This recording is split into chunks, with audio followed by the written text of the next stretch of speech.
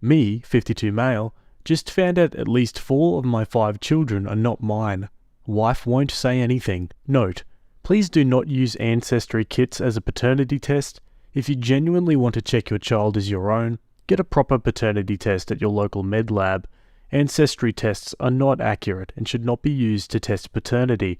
In my case, it simply raised the alarm to get a proper test. I apologise if this is not an appropriate sub to ask. I posted this on relationships, but it was locked, and the mod suggested I ask on parenting, but I also want relationship advice on how to deal with my wife, so I want to ask for advice here too. First of all, I'm sorry if this ends up being long and rambly. I'm not really in the best state of mind. My world has been turned upside down over the last couple of weeks. I just want to write as much context as possible so I can get the best advice needed. For obvious reasons, I'm not yet comfortable talking about this with my friends, parents, and siblings. Background: I met my wife when we were in high school and we married in college. We have 5 beautiful children together. Really, I consider them a total blessing regardless of what I'm about to bring up. And up until a couple of weeks ago, I thought that we had the perfect marriage. We were typical high school sweethearts. We go out together, we never fight. I feel like I've done everything a loving husband should do. I'm saying this not to make myself out as the perfect husband. For example, my work has always meant I work long hours, and maybe haven't always been there when she needed me, but I want to stress that I've never felt our marriage was in any trouble, and never in a million years would I ever have suspected my wife of being disloyal. She's always done everything she could to support me and take care of our children. Now, my eldest daughter recently had an ancestry test done, and the results of the ancestry test strongly suggested I was not her father. She confided this to me privately, showing me the results, and I can tell she was visibly upset by this. Of course, the first thing I did was reassure her that no matter what, she's my daughter and I'll always love her unconditionally. But secondly, the two of us decided to get an official paternity test since the ancestry tests are not completely reliable. It comes back and I am indeed not her biological father. This news really broke me. I'm ashamed to say I broke down in tears in front of my daughter. The combination of finding out about my wife's infidelity and how upset I was making my daughter by how I was reacting. I really wish I'd kept it in for her sake, but I didn't. Following this, I asked my other children, except my youngest, to come and see me. I wanted to know the extent of my wife's infidelity. If it was a one-off, I could maybe work past it, especially given how long ago it would be. However, I didn't want to tell my youngest as she's still in school, a teenager, and really I didn't think it was appropriate to tell her yet. We tell the other 3 what has happened. I reassure them that I love them unconditionally and that I'll always be their dad, but that I need to know how long this has been going on.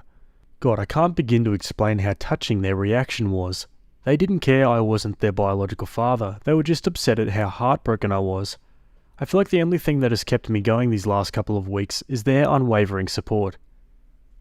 So we have paternity tests for each of the 3 done. Not only are none of them my biological children, together 4 of my children have 3 different fathers, which somehow made it worse. It's like she wasn't just having an ongoing affair, she was having multiple. I can't explain how this makes it worse, but it just does. So I confront my wife with this, expecting her to confess and beg for forgiveness. She doesn't confess. She doesn't even take it seriously. She says the tests must be flawed. All 4? How the hell am I supposed to take that seriously? I keep bringing it up and she keeps brushing it off, getting progressively more annoyed at me. When I bring it up, she'll try and guilt trip me. We've been together since high school. Do you seriously not trust me, etc. But how am I supposed to trust her in the face of such overwhelming evidence? Now that I've rambled and explained what has happened, I guess let me ask a few direct questions for advice. 1. How can I reassure my children this doesn't change anything between us? I feel like the way I've reacted, total breakdowns, has made them second guess this despite however many times I reassure them. 2. How do I handle my youngest daughter? I feel like our marriage is beyond saving, and I'll need to tell my daughter something. I don't want her to know the truth until she's older, but I also don't want my wife lying and making me out to be the villain. 3. Is there any way at all you think I could or should save my marriage? I've been with my wife my entire life. It's almost impossible to see a life without her. I know that the answer should be a clear-cut leave her, but we have 5 kids together. If there's anything that can be done to save our marriage, I want to consider it seriously. Alrighty, let's check out the comments. Hi, I'm really sorry to hear this. What a brutal and cold way to find something like that out. And for her to lie continuously is unbelievable. It's deplorable. I wanted to try to answer your questions. 1. It sounds like you handled this like a champ and spoke to your kids before and after about how much this didn't affect your relationship or love. Just keep that up. They'll need you. You will need them. 2. Your youngest will have questions, and it's up to you when she's ready to hear the truth. This one sucks, but you seem like an amazing dad, and if your wife decides to lie, you may have to take her crap for a while for your child's sake. Your other kids may defend you. The truth may come out. 3. It would be a no from me unless she immediately confesses entirely and takes responsibility and apologizes, and agrees to therapy, both individual and couples. For me, I would need full access to her phones, her emails, everything. She's still lying to you right now with actual DNA proof in your hands. That's bullcrap. Anything else, just ask. I would leave. She had multiple affairs and multiple children with multiple men, and can't even own it when caught. But I never want to be like that person who just says leave. It's a lot. There's a lot we don't know. This is your life. I have a 14-year-old daughter, and believe me, they know when something is up. She'll be extremely upset that she was the only one left out if you don't tell her. So sorry you're going through this, but I have so much respect for you for never leaving those kids. You are their father, no matter what. This is a really odd situation. For her to have 5 kids, all the result of different affairs, with you having no suspicions, it's strange. I do notice from the ages that you were both teenagers when your first child was born, and I'm guessing it was a rather quick/shotgun wedding. It's possible she married you out of panic, having got pregnant and not knowing what to do, or even who the father was. I think you probably need to start going over your calendars and try to work out what was going on around their conceptions. Example, were you on a business trip? Was your wife away? If you were both sexually active all these years, it's a bit odd that at least one kid didn't turn out to be yours. I think it's also worth going for a fertility checkup yourself. Then I think you need to go with your wife. Sit before a geneticist and have them spell out the fact that she did not conceive these children with you. That may be sufficient for her to finally admit what did happen. I don't see how you can continue your marriage with this level of doubt and mystery. Yeah, this is a really strange situation. Opie does also mention in the comments that most of their children were planned, so she had to have been really sneaky to get pregnant with other men at the same time they were planning on having a kid. If that's the case, then geez, this woman really is bad. Opie then gives a couple edits and then a couple updates. Thanks so much to everyone for all the support and advice. I've not replied to as many comments as I should have, but I've read each and every one and taken your advice to heart. I'll continue reading any comments or messages you send me. Again, I can't begin to thank you for all your support. If this is resolved, I might post an update, but if she continues to lie, then I don't think I'll bother, as there's not much more I can add. From the advice in this and the parenting thread, I've decided to 1. Get second tests, just in case some freak accident has occurred. 2. Confront my wife with all 4 of my older children present. 3. Tell my youngest of the situation. Ask her if she wants to have a paternity test. It will be entirely her decision. 4. I'm 100% going to get some form of therapy. My mental state has been really deteriorating over the last couple of weeks, and I owe it to my kids to hold it together. 5. Depending on whether my wife tells the truth and what her explanation is, if any, I have not ruled out some form of counselling, but at the moment I think divorce is inevitable unless she changes her attitude drastically. And 6. Contact a lawyer and prepare for divorce, if it comes to that once again. I'd like to thank all of you for the time you took to express your support and share advice. Edit 2. I guess I should clarify some things that people have been asking. How did the ancestry results suggest I wasn't their father? Well, my family is entirely Irish, no relatives outside of Ireland other than my immediate family, and I even have the stereotypical red hair. My daughter's ancestry results showed nothing from the British Isles or Western Europe or Northern Europe. That's what set off alarm bells, but it's by no means conclusive, hence the paternity tests. Which 2 children share the same father? My 2 eldest daughters share the same father. How did your wife conceive your children? Our eldest daughter was not planned. All the others were planned. Each time we conceived several months after we started trying. Our first 3 planned children were both our ideas, while she pressured me into having our youngest. She was in her late 30s and wanted one last child before it was too late, and eventually I agreed. She was conceived several months after we started trying too. Are you infertile? I don't know, I've never had a fertility test done, but the fact that none of our planned children are mine makes me think that I might be. I'll have a fertility test as soon as possible. Okay, onto the update. I've received a lot of messages and comments asking about an update, and countless reminder me comments. I'm unsure how they work, but I assume they are also after an update. I'll post an update, but it'll not be anytime soon. This entire mess will take a long time to, well, make any sense out of. I don't know when I'll post an update, but it will be weeks from now at a minimum, if not months. But I promise it will come eventually. Once again, thanks for the tremendous support everyone has shown me. And on to the final update almost a year later. I've been debating whether or not to post an update, because nothing was ever resolved.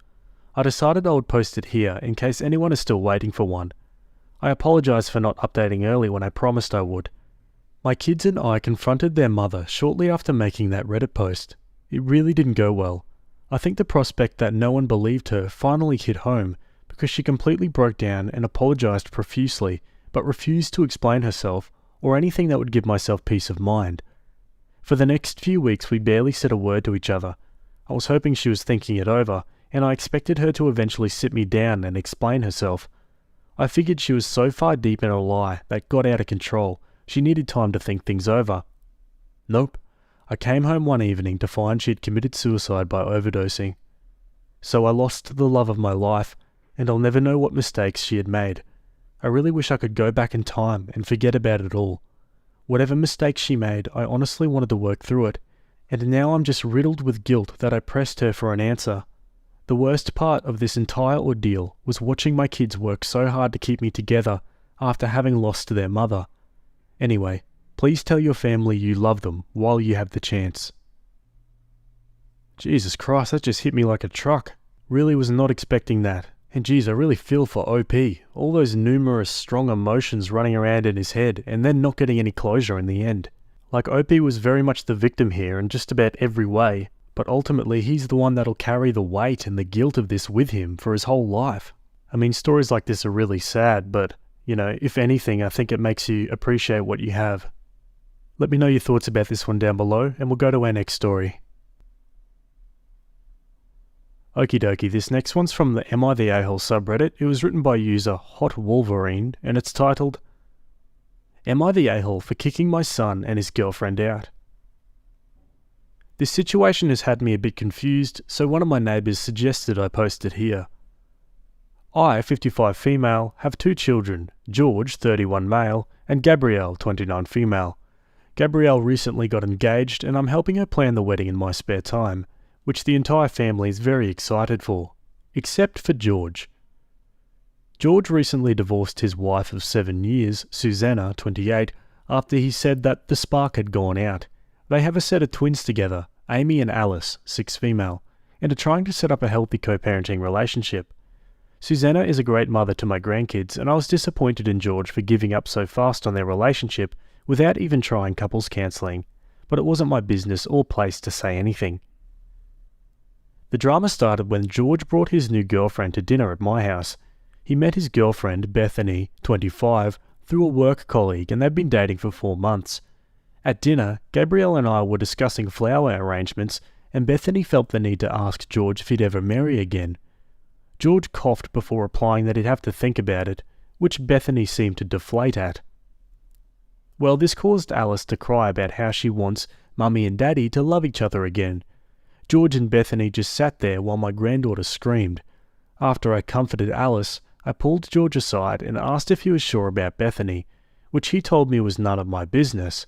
I told him it was my business who he invited into my home and my grandchildren's lives, since I've been caring for them in my spare time while he works. He and Susanna have 50-50 custody. George got angry and said it was Gabrielle's fault for mentioning weddings in the first place. I told him to stop acting like a child and to be happy for his sister. Then Bethany felt the need to insert herself and tell me that she and George were together no matter how much I liked his ex-wife. After that, I was done with the conversation and asked them both to leave. George and Bethany stormed off, flipped me the bird, and left my grandchildren at my house at 7 p.m. I had to call Susanna to collect the children since they had school in the morning, and I was attending a cake tasting with Gabrielle the next day. I feel like I shouldn't have to tell my 31-year-old son to be happy for his sister or argue with a random woman whom I've never met before in my own home. So, am I the a-hole? Phew, sometimes adults really don't want to behave like adults, do they? Let's go to the comments. Not the a-hole, but your son sure is. I'm glad Bethany at least got to see his intentions, but sad neither of them comforted your granddaughter. She sounds really classy. Perhaps George needs to pay for daycare for a while. It seems he needs to learn to grow up. Perhaps if his income takes a hit, his 25-year-old girlfriend won't see him as such a catch. Be careful, or before you know it, she'll be pregnant and you'll have them moving in so he can save up, aka you take care of the baby. Bethany should not have started that as a dinner guest in your home. That was tactless and impolite of her to put George on the spot in front of everyone else. George is wrong to blame his sister for Bethany's behaviours too. And more than anything, he's wrong not to be more supportive and loving towards his children who have been through a lot. Not the a-hole. I'd have told my son to never bring that woman back to my home, never show me his ass again, and most of all act like his children are his priority. I'm disappointed because your behaviour is unmanly. Chew on that, son. Opie answers some more questions. George needs to pay for daycare for a while. The truth is, George can't afford daycare with the child support and alimony he owes Susanna. I agreed to babysit my grandchildren as a favour to him.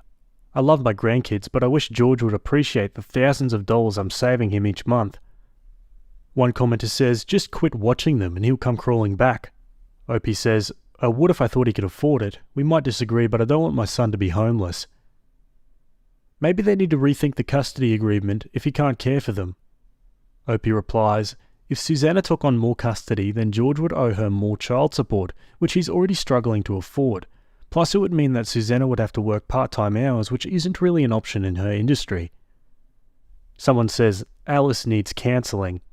Opie says, my husband and I have suggested that George pay for her to get some counselling, but he keeps saying that he needs to save and can't afford it.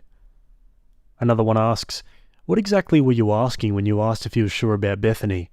Opie replies, I was asking if it was really the right time to introduce her to the family, since his daughters are still sensitive about the divorce and are trying to come to terms with it. I didn't ask him in context of, is Bethany right for you?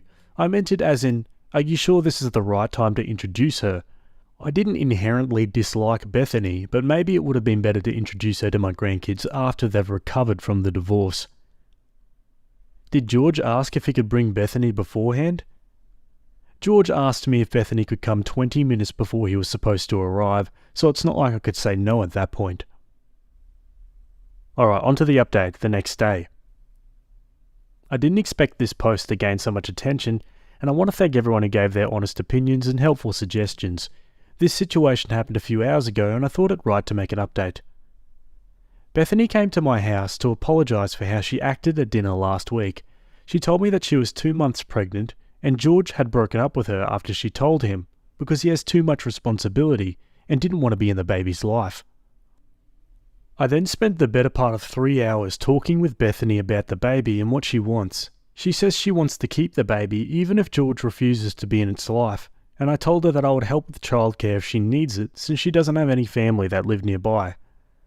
Before I got angry with George, I thought I would call him and give him a chance to explain. George was angry that Bethany had shown up at my house and insisted that it wasn't his baby. I told him that he should get a paternity test, and he asked me for $500 to cover it since he's struggling. I told George he needs to figure it out himself since he's about to be a father of 3 and that he better step up and do right by his kids. George then hung up. Well, 2 hours later, I get a call from Susanna to say that George hadn't picked up the kids like he'd previously agreed to, and could she drop them off at my place because she had to work.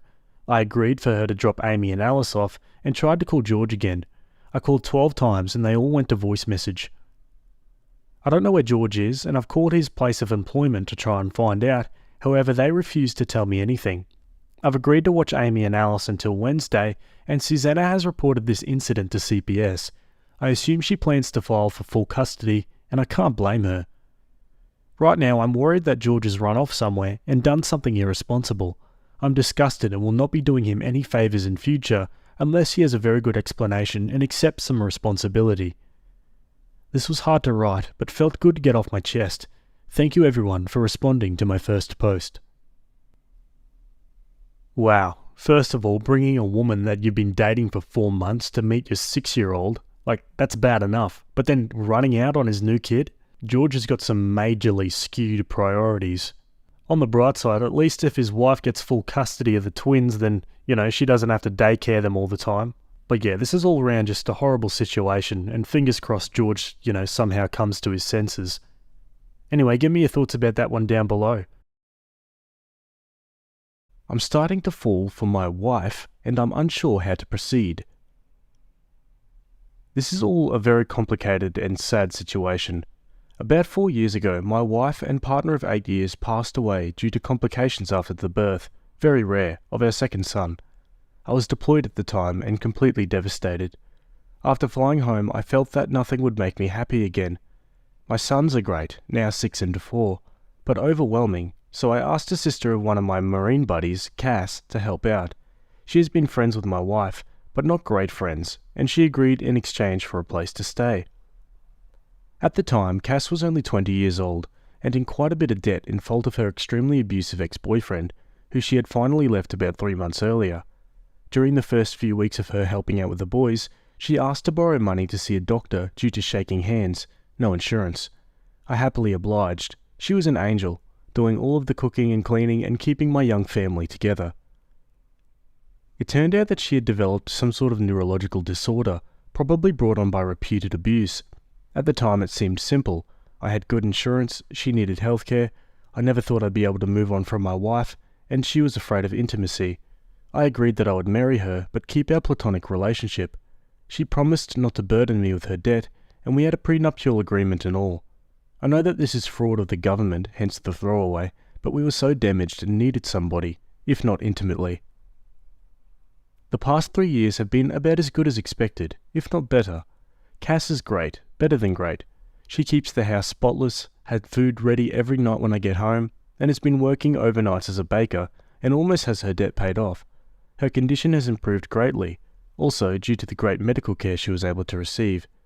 With the boys, she is a saint. She tells them about their mother, shows them pictures, takes them places for fun, and even taught them how to read. Of course, the 6-year-old just finished kindergarten, but my 4-year-old is going to be the smartest kid in his class next year. Sometimes the 4-year-old calls her Mummy, but she shushes him and reminds him that name is Cass, and that Mummy is the angel whose picture is above the fireplace. Once her debt is fully paid off, the kids are in school, and she saves up a bit of money, she's going to go into a nursing program. Our relationship, still platonic but very caring. I've cried on her shoulders more times than I can count, and she's done the same. One night I was very stressed out, and yelled at her about something pretty inconsequential. She had taken my sons to see Santa without me. She, of course, became quite frightened, but we worked it out and I even offered to pay for her to see a counsellor, and she didn't.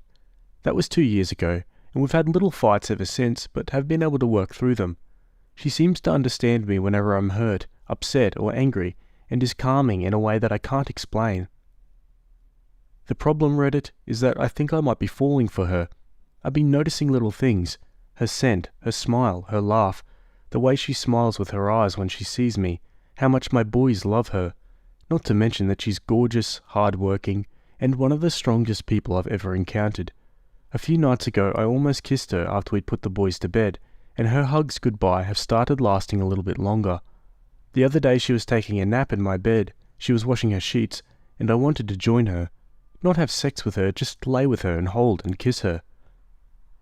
I don't know what to do, or how to even bring this up. It's been 4 years since my wife died. I can only think of a quote from a Song of Ice and Fire books, in which a character says that, when the sun has set, no candle can replace it, meaning that since his true love has died, nobody could replace him. That's how I used to feel, but there have been days when my thoughts have been occupied with Cass, and I haven't even thought about my wife. I feel bad about it, and I still miss her, but I never thought that I'd be able to move on. I feel guilty and disloyal. At the same time, I want her, not just sexually or physically. I want to be romantically intimate with her, not just as friends. I don't know how to bring it up. I don't want to scare her or make her uncomfortable, but this is becoming more difficult than I could have ever imagined. I was thinking about asking her to get dinner, just the two of us, and bringing it up. But what if she refuses? How can I gauge her interest? If it means anything, the other day she was having a hard time with the boys. They were restless and being out of hand, so I brought her home some of her favourite flowers. She was extremely giddy and gave me another lasting hug and a quick kiss on the lips. I was taken aback, but she pranced around, finishing dinner and putting the flowers in a vase. What does this mean? Wow, this is a unique situation, but it sounds like they've naturally grown towards each other, so that can't be a bad thing, right? Let's look at the comments. So, you have feelings for the woman you're legally married to and live with who takes care of your kids? That sounds like a good thing to me, man. Talk to her and see if she feels the same. Look, you need to think of it this way. The status quo, it's over. Whatever happens with her, you can't keep on as it is with you having those feelings. Equally, she won't want to be a stand-in wife forever. She'll want to have relationships, etc. They might be with you, they might be with others. It was never going to go on in this marriage of convenience forever. That means there is literally no downside to telling her how you feel. Also, having a new partner does not mean replacing your first wife. It really doesn't. The new person in your life is a fresh thing. It does not threaten how much you loved your wife. You have to trust me on that one. Right now, the best thing is to be honest. It's going to be awkward whatever happens, but you need to. So sit her down, ideally when the kids are off somewhere for a night, or you have a babysitter, and say something like, "Look, we need to talk about our situation. You've been more wonderful than I could have imagined with the kids, and you've made my life better in hundreds of ways. But I've got this problem, which is that I'm finding myself not just thinking of you as a friend anymore. I'll be honest, I find myself falling for you pretty hard. There are times I have to stop myself from just kissing you. I know this may be a surprise, though I really hope you might feel a little bit the same. Sometimes I think you might, but I can't help second-guess myself. If you don't, that's okay. I guess I knew on some level this arrangement couldn't go on forever, and I'll always be more grateful than you can imagine for what you've done for me and the boys, and I don't want to freak you out. I'll respect your feelings about this, but I had to tell you." Or something along those lines. Also, update us. Yeah, great comment, great advice. Let's go to the update. Opie gives an edit first. Effort. It's been an hour on hand, you've convinced me to tell her. I've called her favourite fancy restaurant and made a reservation. Her brother agreed to babysit and let her and me stay at his place tonight if she isn't into it or feels uncomfortable. She paid off her debts this morning, apparently just texted me a picture of the check, and next week is our 3-year anniversary, so that is the prelude. I'm going to tell her at dessert. I'm nervous as crap. Okay, now for the update. Last night was hectic as crap at first. Our younger son had eaten what he calls a giant fuzzy spider, and Cass wanted to take him to hospital even though he was fine. Her brother, we'll call him Joe, told her that he'd take care of it and basically forced her out of the house to celebrate getting out of debt. She really didn't seem like she wanted to go, at all. I became freaking nervous. So we got to the restaurant pretty early, but luckily they had a table. She ordered wine, which was odd because she hasn't drank much since she broke up with her ex, but I figured it was a time to celebrate. We made small talk for a while, but it seemed forced, and I knew that I had to tell her soon. So before the entrees even came, I said that I had something to talk to her about. She didn't smile and told me that she knew. Joe told her. And my God, my heart almost stopped. That effer. I hurriedly told her that I was so sorry. I didn't want her to find out that way. I wanted to tell her myself. She shook her head, frowned, and said that it was okay. She just wanted me to be happy and that I deserved it. I told her that I didn't want to stress her out or make her uncomfortable, but I just needed to tell her and see how she felt, and that it was completely up to her. She gave me a look and said that it was actually up to me, and just to do what made me happy. She said that she was probably going to move out after her program ended, and promised to stay out of the way until then. It was then that I realized something was a bit off, and asked WTF Joe had told her. She said that he told her I wanted to take her out to dinner, to tell her that I had started developing feelings for a girl, and wanted to ask Cass if it would be okay if I asked this girl out. It was then I realized that Joe had set me up for the most climactic pickup line ever to exist. Our entrees came. I had shrimp and pesto gnocchi, and she had crab legs for you detail lovers, and I explained that, yes, I had started developing feelings for a girl, I just didn't want it to mess up what we had. She said that it wouldn't mess anything up. She still loved the boys and would take care of them in the house. I continued to then explain that I wasn't going to ask the girl out on a date though, and she asked incredulously, why not? Then I dropped my smoothest line I've ever dropped. Because I'm already on a date with her. Right? Thanks, Joe, because he must know about your planned movie and really wanted that line. She gave me this look that she gives my sons when they tell her things like, I'm going to the mall by myself, or I have a girlfriend named Tammy. Then she looked away, smiled, and shook her head and asked, really? I nodded and told her that I cared about her more than anybody else alive, other than my sons, that I loved our family, and that I'd fallen in love with her. She then took a drink of wine, rolled her eyes, and said, about frickin' time, Alex. And I'll never forget what happened next. Maybe it was a faux pas, but I leaned across the table and kissed her, spilling her wine. But neither of us cared, and we kissed for about a minute, before she told me to get off her before her crab legs got cold. This was joking, but not. You'd have to know her. After leaving the restaurant, we got ice cream and sat around and kissed some more. Before heading home, Joe was sitting on our couch watching one of those VH1 dating shows with a crap-eating grin on his face, and Cass ran in, screaming at him that he ruined everything, and that she was going to have to move in with Mum now. We let him believe it for about 5 seconds before bursting into laughter. He shook my hand and told me that the boys were sleeping and left. I picked Cass up and kissed her and carried her to my room where we, made out for like 2 hours and snuggled the crap out of each other. She isn't ready for anything else, but emphasized yet. I'll give her all the time in the world. At one point the youngest son came in because of a nightmare and brought his dog, a golden retriever puppy, and claimed that the doggy was scared, so we of course let him in. I woke up early to make everyone breakfast, and of course deliver, and I'm about to go kiss my wife goodbye, and ask my boss for the second part of the day off, so that I can spend more time with her while the boys are at school, preschool. I'm really sorry I haven't replied to everything. I was a little busy, but thank you all for the support. Oh man, that's beautiful. I had a big grin on my face reading that. Let's go to an update. It's titled, Everything with my wife that I married for insurance reasons then fell in love with was going well, until last night. Apparently I can't post this as an update because there's some rule. It's fine. I'd advise anybody to look through my past submissions. I don't think I can post them on here if you're interested in what happened about a month ago, but apparently this is a different issue. Things were going very well, except I started developing feelings for her. I was afraid of scaring her or making her feel unsafe, but Reddit convinced me to take the plunge. Now I'm happily dating my wife. Hey everybody, I hope your workday is going well. My day has been crazy. Everything has been going wonderfully lately though. It was somewhat strange at first explaining it to our friends and family, but most of them have already caught on, including my sons, who act as if nothing has changed. I'm pretty sure the little frickers knew the entire time. Anyways, last night I came home and Cass was out of it. Dinner was burnt, which is no big deal. I can't really cook well or anything, but it's out of character. And she was drinking. Lightly, only 1 or 2 glasses of wine. I asked her what was wrong. Obviously I was concerned, and she told me that her ex-boyfriend, craphead, 30, male, got parole last week. I was flabbergasted, since she should have been able to testify at his parole hearing, I believe. Apparently the crime that he was incarcerated for was unrelated to the abuse, which I had always assumed was the reason, but Cass had been, 1, assured it would put him away for a decade at least, and 2, had been far too afraid to testify against him or press charges.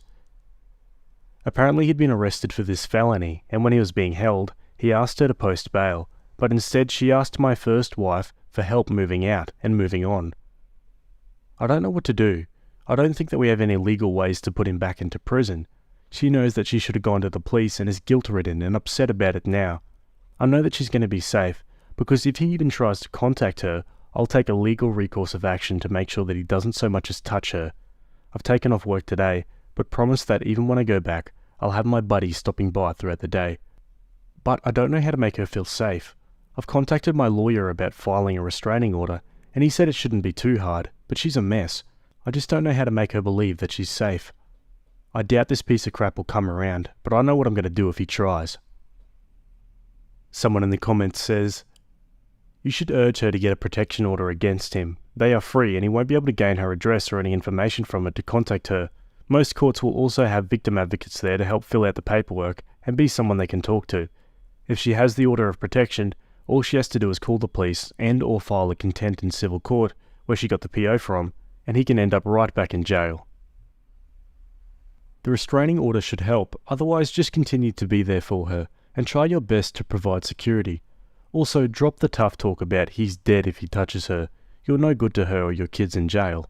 Get the restraining order in place. If he contacts her in violation of the TRO, he'll be back in jail where he belongs. Okay, on to another update. Hey Reddit, I first of all would like to apologise for not keeping you guys updated. I've honestly just been pretty occupied with life lately, and last night I had trouble sleeping. I was just browsing the internet when an article came up about Reddit, and I thought, I wonder how those nice people are doing. Then I signed in and realised that a lot of you really care about how my life is going with Cass. The answer is pretty well now. Things got tough for a while when her ex was released from prison last year though.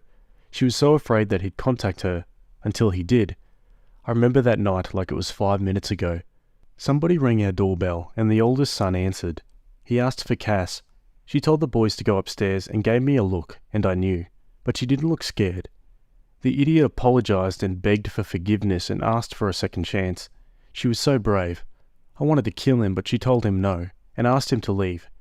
He did, and he tried to contact her a few more times before we got an order of protection against him.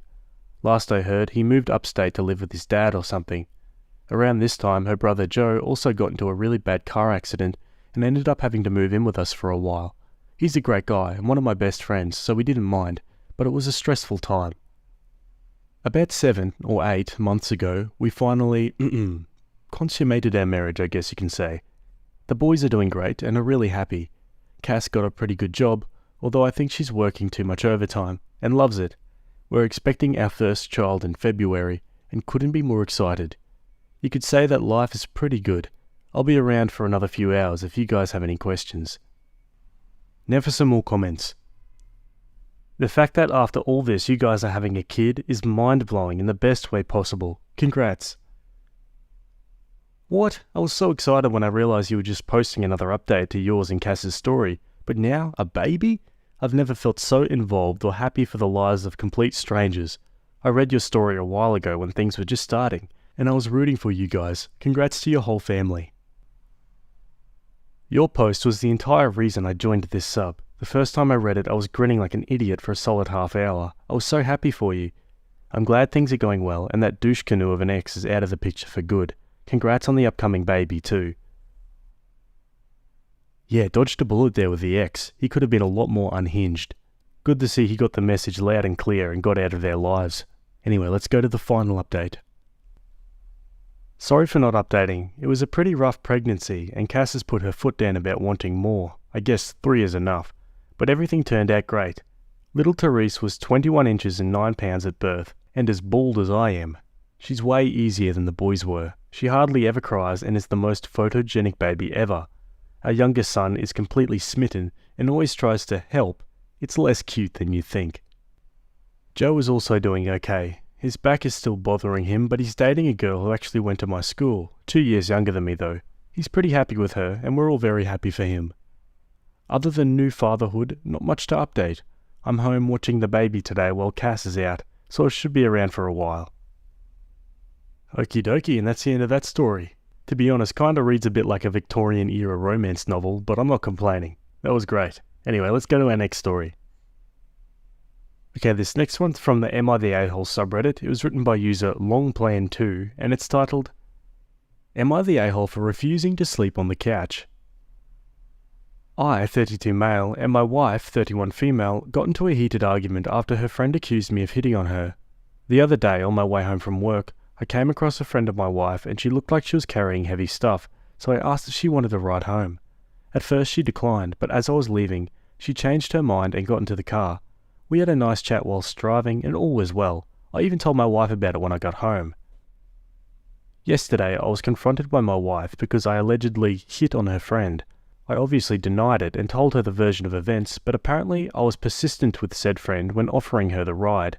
I only asked twice, and the second time was asking if she was sure.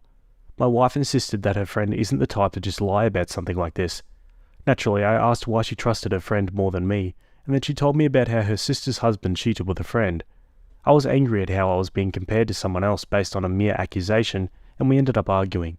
Then we were just about to sleep, and she told me to sleep on the couch because she didn't feel comfortable with me. I argued that I wasn't going to be punished for something I didn't do, and after quite a back and forth, I eventually let her have the room and slept in the other one instead.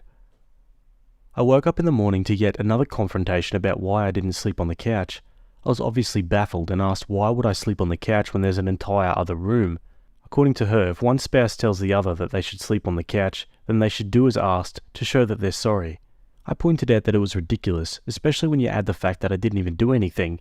Things are now tense all because I gave someone a lift. Am I the a-hole? On to the comments. Not the a-hole. Whoever doesn't want to share the bed should leave the shared bed. I've always been baffled as to why one partner thinks they get to kick the other partner out of a bed that belongs to both of them.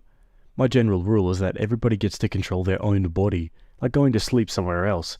But when they start trying to control other people's bodies, like kicking a partner out of bed, then they become a jerk. And then being ticked because you left and slept somewhere else but you didn't sleep in the correct somewhere else, now your wife is a double jerk. Not the a-hole. Your wife's friend has deliberately lied and your wife believes her over you. She should be sleeping on the couch. You need to warn other male acquaintances about that friend and never help her again. Okay, straight to the update. A week ago, I made a post about how my wife got angry at me for not sleeping on the couch after her friend accused me of hitting on her.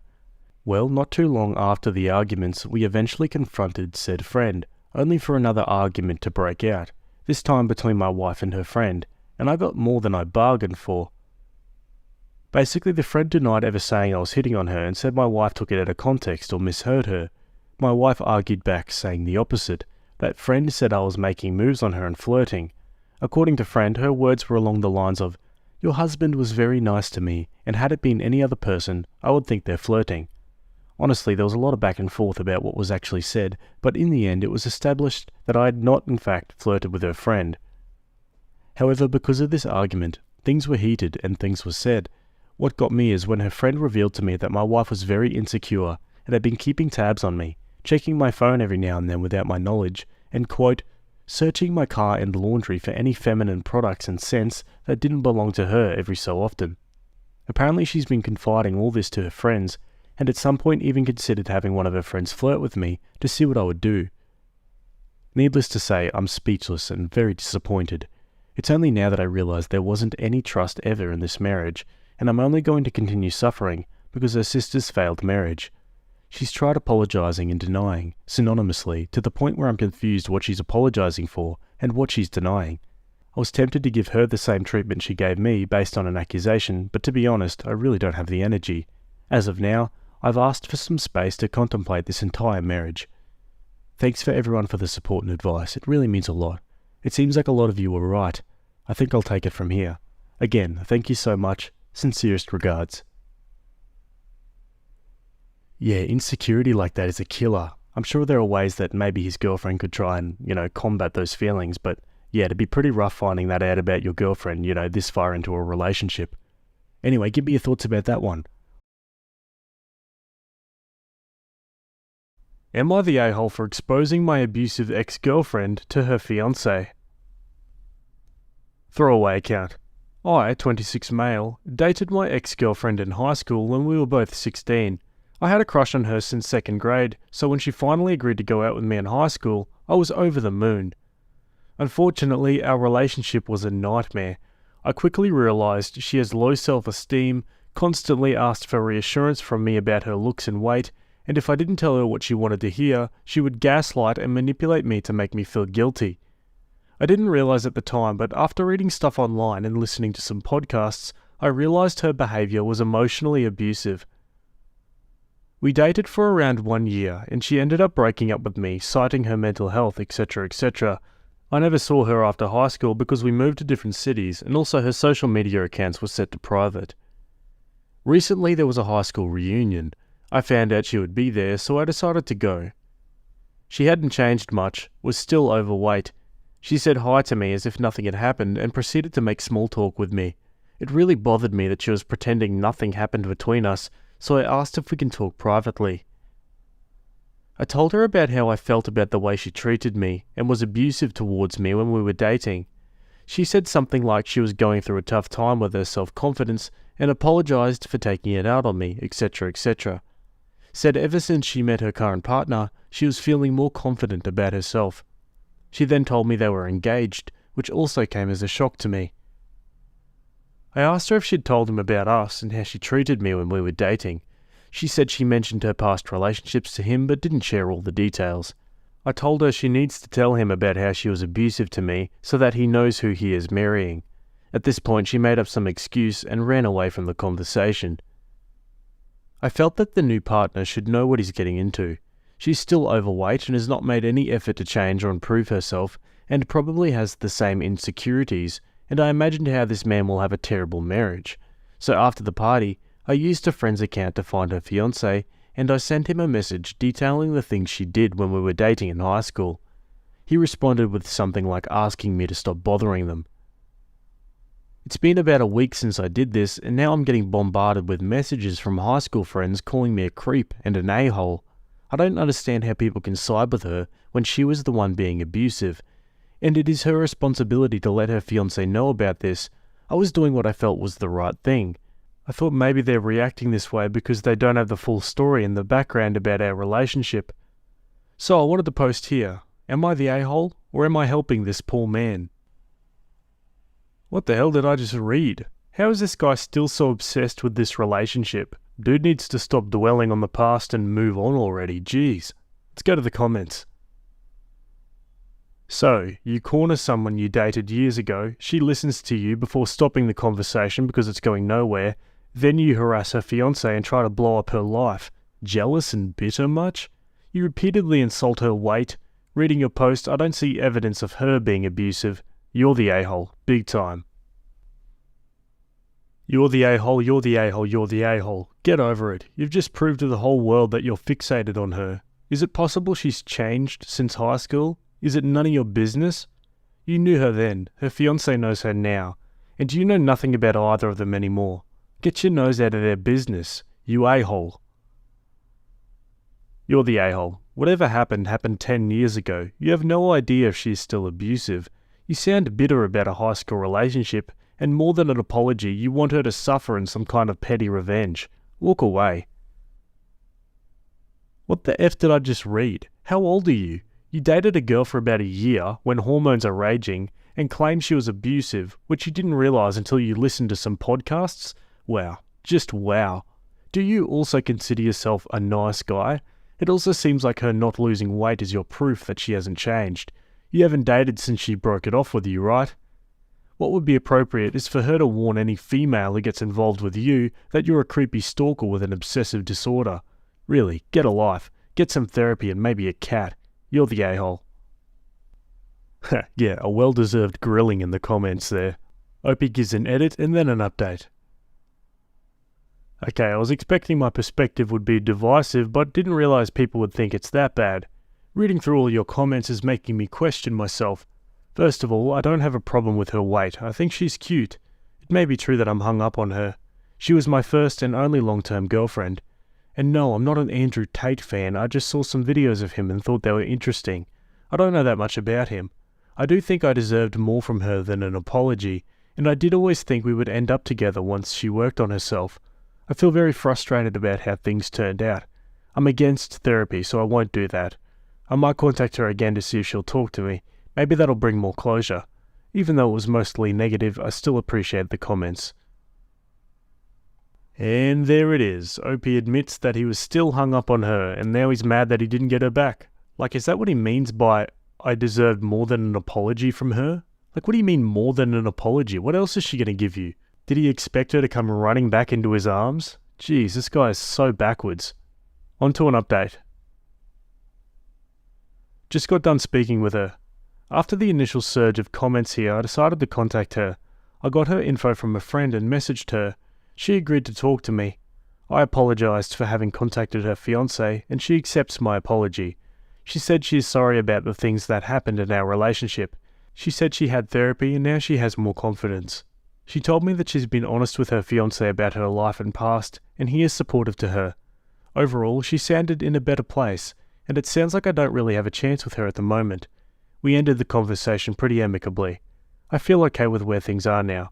Reading all the comments were really hard, but I don't have much control over how people interpret things, so thanks I guess anyway for the comments. Okay, so it sounds like Opie's ex is actually doing things to better herself. Meanwhile, Opie's still dwelling on a relationship that ended 10 years ago. Jeez, what a loser. I hope we can all agree with that sentiment. Let me know down below. Anyway, that's the end of that one. Let's go to the next story. Okay, this next one's from Malicious Compliance. It was written by user Clister Delister, and it's titled, Following the Court Order. Over a decade ago, I came home to find I was being moved out by my wife. We weren't in a great place, but I was blindsided. I was also served with a protection order that stated I could not come home without prior written permission. I had to go through my wife to see the kids, etc., and it was in effect for 90 days. I was devastated. A relative connected me with a bulldog of a lawyer. This lady was brilliant and no nonsense. She filed a rebuttal to the protection order, but told me these things take time and we were unlikely to see a judge before the 90 days were up. She was very clear that I must follow the court order to the letter. If there was any evidence otherwise, I'd be in an uphill battle if and when my wife renewed it. It only took one day before my now ex needed me to take the kids. I'd crashed at a friend's house, so I had no place to take them. So we agreed I'd watch them at home. I waited a few blocks away while waiting for an email. Ex called me and I reminded her of the details of the order and that I wouldn't come until I had permission. This happened twice more that I waited down the street within the first week, so I told her I wouldn't leave where I was staying until I had the email. It was about 20 minutes away. I texted her to remind her. The very next day she again didn't email. We were planning on me picking up the kids to take them to school, since their school was only a few minutes from my work. However, because I had not received written permission, I ran out of time to drive to pick up the kids and then make it to their school and work. She called, furious that I wasn't there. I reminded her about the permission and that I was out of time. She ended up being very late to work that day. She then wanted to write me blanket permission to come and go as needed, but my lawyer advised against it. Follow the order. The culmination of this was a few weeks later when she again forgot to send permission. Her boyfriend was staying over, but didn't have his car with him. They both had to get to work, and that was the day I learned that he was her direct supervisor. Ex had to call a friend from work to pick up the kids and take them to school, and the friend found out. Of course it got out at their work. Within a week of that, the boyfriend was fired over their relationship, and my ex was suspended. By this time I had my own place, so the kids ended up staying with me most days. I later learned that the protection order was the boyfriend's idea. Ex was quite mad about it as it turned into evidence that I wasn't a threat to her or the family, and the judge was quite harsh with her over it when we settled for support and parenting time. She called it intentional and harmful parental alienation. Wow, the protection order was the boyfriend's idea? I'm not sure whether or not to believe that. Let's go to the comments.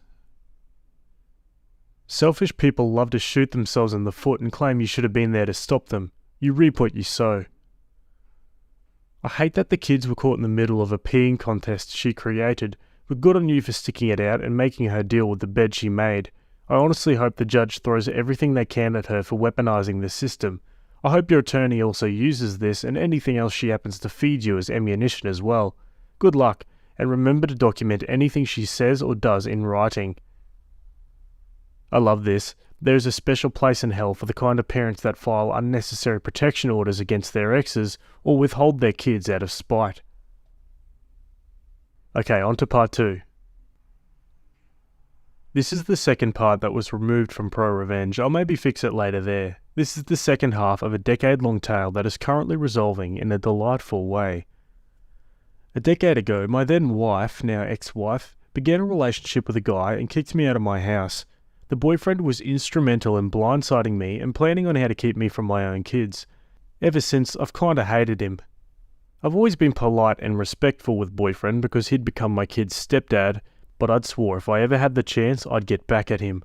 I figured it would be something petty, but then he gift-wrapped my revenge, and I've been running with it for almost 3 weeks now. My kids are mostly grown now, some in university, some in grades 11 to 12. The uni kids live with me, while the high schools still go back and forth with their mum. I'm also remarried now. My wife and I each have our own vehicles, but my wife owns and insures a minivan for when we're all going somewhere together. The kids are free to use it too, as only one has a car. We only have one set of keys, so I put an AirTag on it. It's a little transponder that tracks its location. I put it on there in case the keys were lost.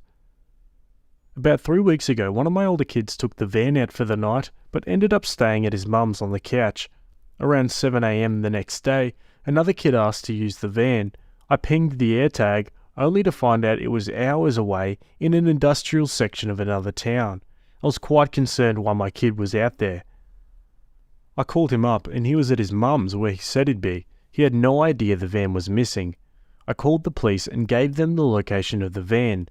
Within 20 minutes they'd stopped the van and the driver said he had permission to use it. Lo and behold, it's my ex-wife's boyfriend. The police weren't very interested in detaining him, as it would be easier for him to just drive the van back to our town and we could sort it out here. However, it wasn't my van, nor was he listed on the insurance to drive it. I asked that it be impounded. In Canada, we can't press charges, but I was adamant that this was theft and that I wasn't going to let it go. Since the guy was out of town with no ride, the police did end up detaining him, probably because it was easier. I was given info for the yard where the van was impounded. Since we had the next day off, my wife and I drove out to the yard to pick it up. When we got there, I first checked for damage since it was sitting a little low. Nothing outside. When I checked inside, I found that it was loaded with industrial fasteners and cable. Think seismic mitigation. Turns out boyfriend used my wife's van to pick up stuff for work. My wife turns on her heels and walks to the office. I had to jog to keep up. She asks who has access to the van. They have the only set of keys, so my wife is assured only her or me. At this point, I get where she's going with this. I instruct them that no one access the van but us. I had $35 with me, so I gave it to them as a tip. They promised me that no one would get in there, and they actually moved the van into a secured area within the yard. Then we went home without the van. We weren't even home from the long drive when I first got the text from boyfriend about getting the equipment. I explained that we left the van as there were expenses we were not going to pay. Towing, impounding fees, daily storage. I told him that he'd have to pay for them before I pick up the van. He was super mad and swore he'll pay me back. I said no way. Within an hour, I got a call from his boss. They need the equipment ASAP for a time-sensitive job. I explained that it was impounded and that I won't have time to get it until next week now, and it has to be paid in advance. Boss swears up and down at me. I calmly explained that I didn't steal a vehicle to transport his stuff. Boss was having none of that, so I said I won't tolerate that abuse and hung up. Then I blocked him and his company on every platform I'm reachable on. And that was 3 weeks ago. Since then, I've been able to make the excuses every single time boyfriend tries to arrange picking up the van. Often because the kids don't have the van, so I have to drive them. Boss has gotten through a few times using other numbers and sent a ton of emails that I ignore, but I did reply and explain that both my wife and I need about 4 hours to do the round trip and that it needs to be paid for ahead of time. And it's added up. $25 a day for secure storage, plus towing and impound fees, etc. Plus I want to be paid for the fuel the boyfriend used, as well as our travel. The boyfriend and I agreed on the standard of 58 cents per kilometre, and so the boss e-transferred us for the total cost of our driving.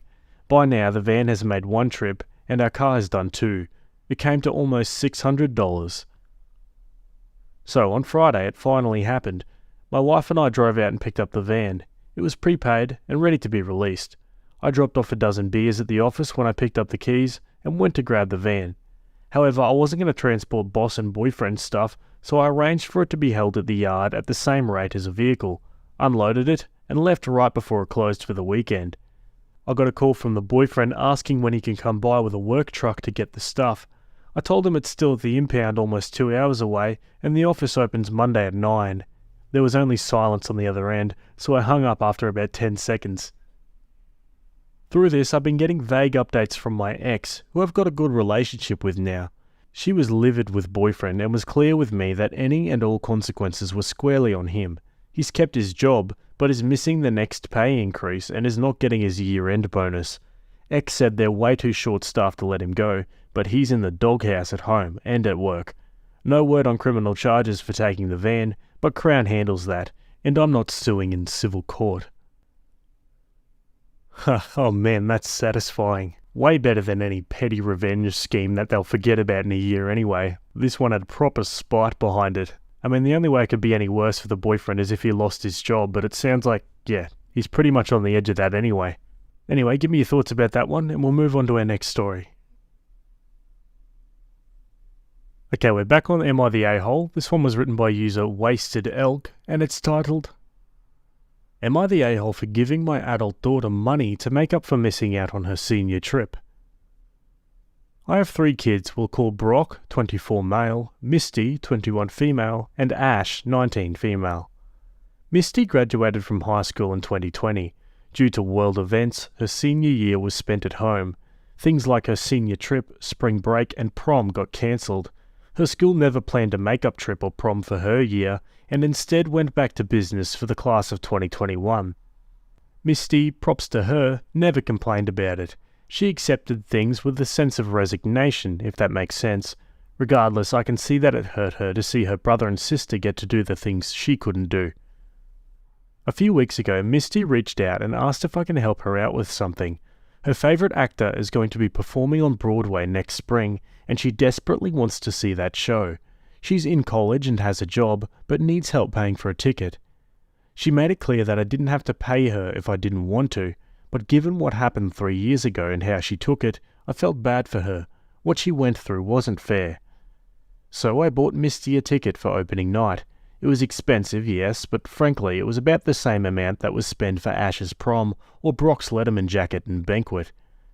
My husband doesn't agree. He thinks that I'm spoiling Misty. He doesn't see how it's fair to give our adult daughter money for a trip, but not do the same for the other kids. To him, what happened in 2020 happened in 2020 and you can't do anything to fix it. I disagree. Brock and Ash got to go on trips, banquets and prom for their senior year, and Misty spends hers under lockdown. She really had nothing to commemorate senior year, and if anything, the money I spent on her ticket came out to less than all of the senior year expenses for either of our other children. I need an outside perspective. Am I the a-hole, or is my husband in the wrong? No, this seems pretty fair to me, especially since Opie mentions that the costs were about the same anyway. Also, Opie says the musical she's going to see is Cabaret, and geez, that'd be an amazing show to see on opening night. Alright, let's go to the comments. Not the a-hole. Why does your husband hate your daughter so much? Not the a-hole. Senior trip and this concert may be apples and oranges, but so are your kids, and the circumstances of their years in high school. Instead of spending her money first, then asking you for rent, she prioritised adult responsibilities and only then reached out for help getting some fun experiences she wants, deserves, and probably very much needs after a stressful transition from high school to college. Yes, 2020 is over and nothing will change that, but there's nothing wrong with telling her you're proud of how she'd handled it and handing over money you budgeted for her high school senior expenses. Hope she enjoys the show. Not the a-hole. You give your kids what they need at the time. If you need to keep it fair, call it an early Christmas present. Your husband keeping score, willing to deny his daughter a once-in-a-lifetime experience, he is the a-hole. Alrighty, on to an update. It's been a few weeks and I'm happy to say progress was made. I sat my husband down for a talk. Mainly I wanted to know why he thought I was spoiling Misty and why he was gung-ho about treating our other 2 kids the same. I may have also chewed him out for acting like missing senior year was no big deal, because he didn't see how much his daughter looked hurt during Ash's year, and that just because his family cut him off at 18 doesn't mean he can repeat the cycle again for his own children after spending 25 years trying to prove that he's a better parent than they were. I hate to admit it, but it boiled down to poor communication. My husband just assumed we were giving Misty money to go somewhere on spring break when we've never done it with our other 2 kids. We told our kids when they were starting college that while we're happy to help them with whatever expenses they will need, we aren't going to fund any activities that will involve binge drinking or acting like a jerk, i.e. spring break. I grew up in South Texas, I know that environment.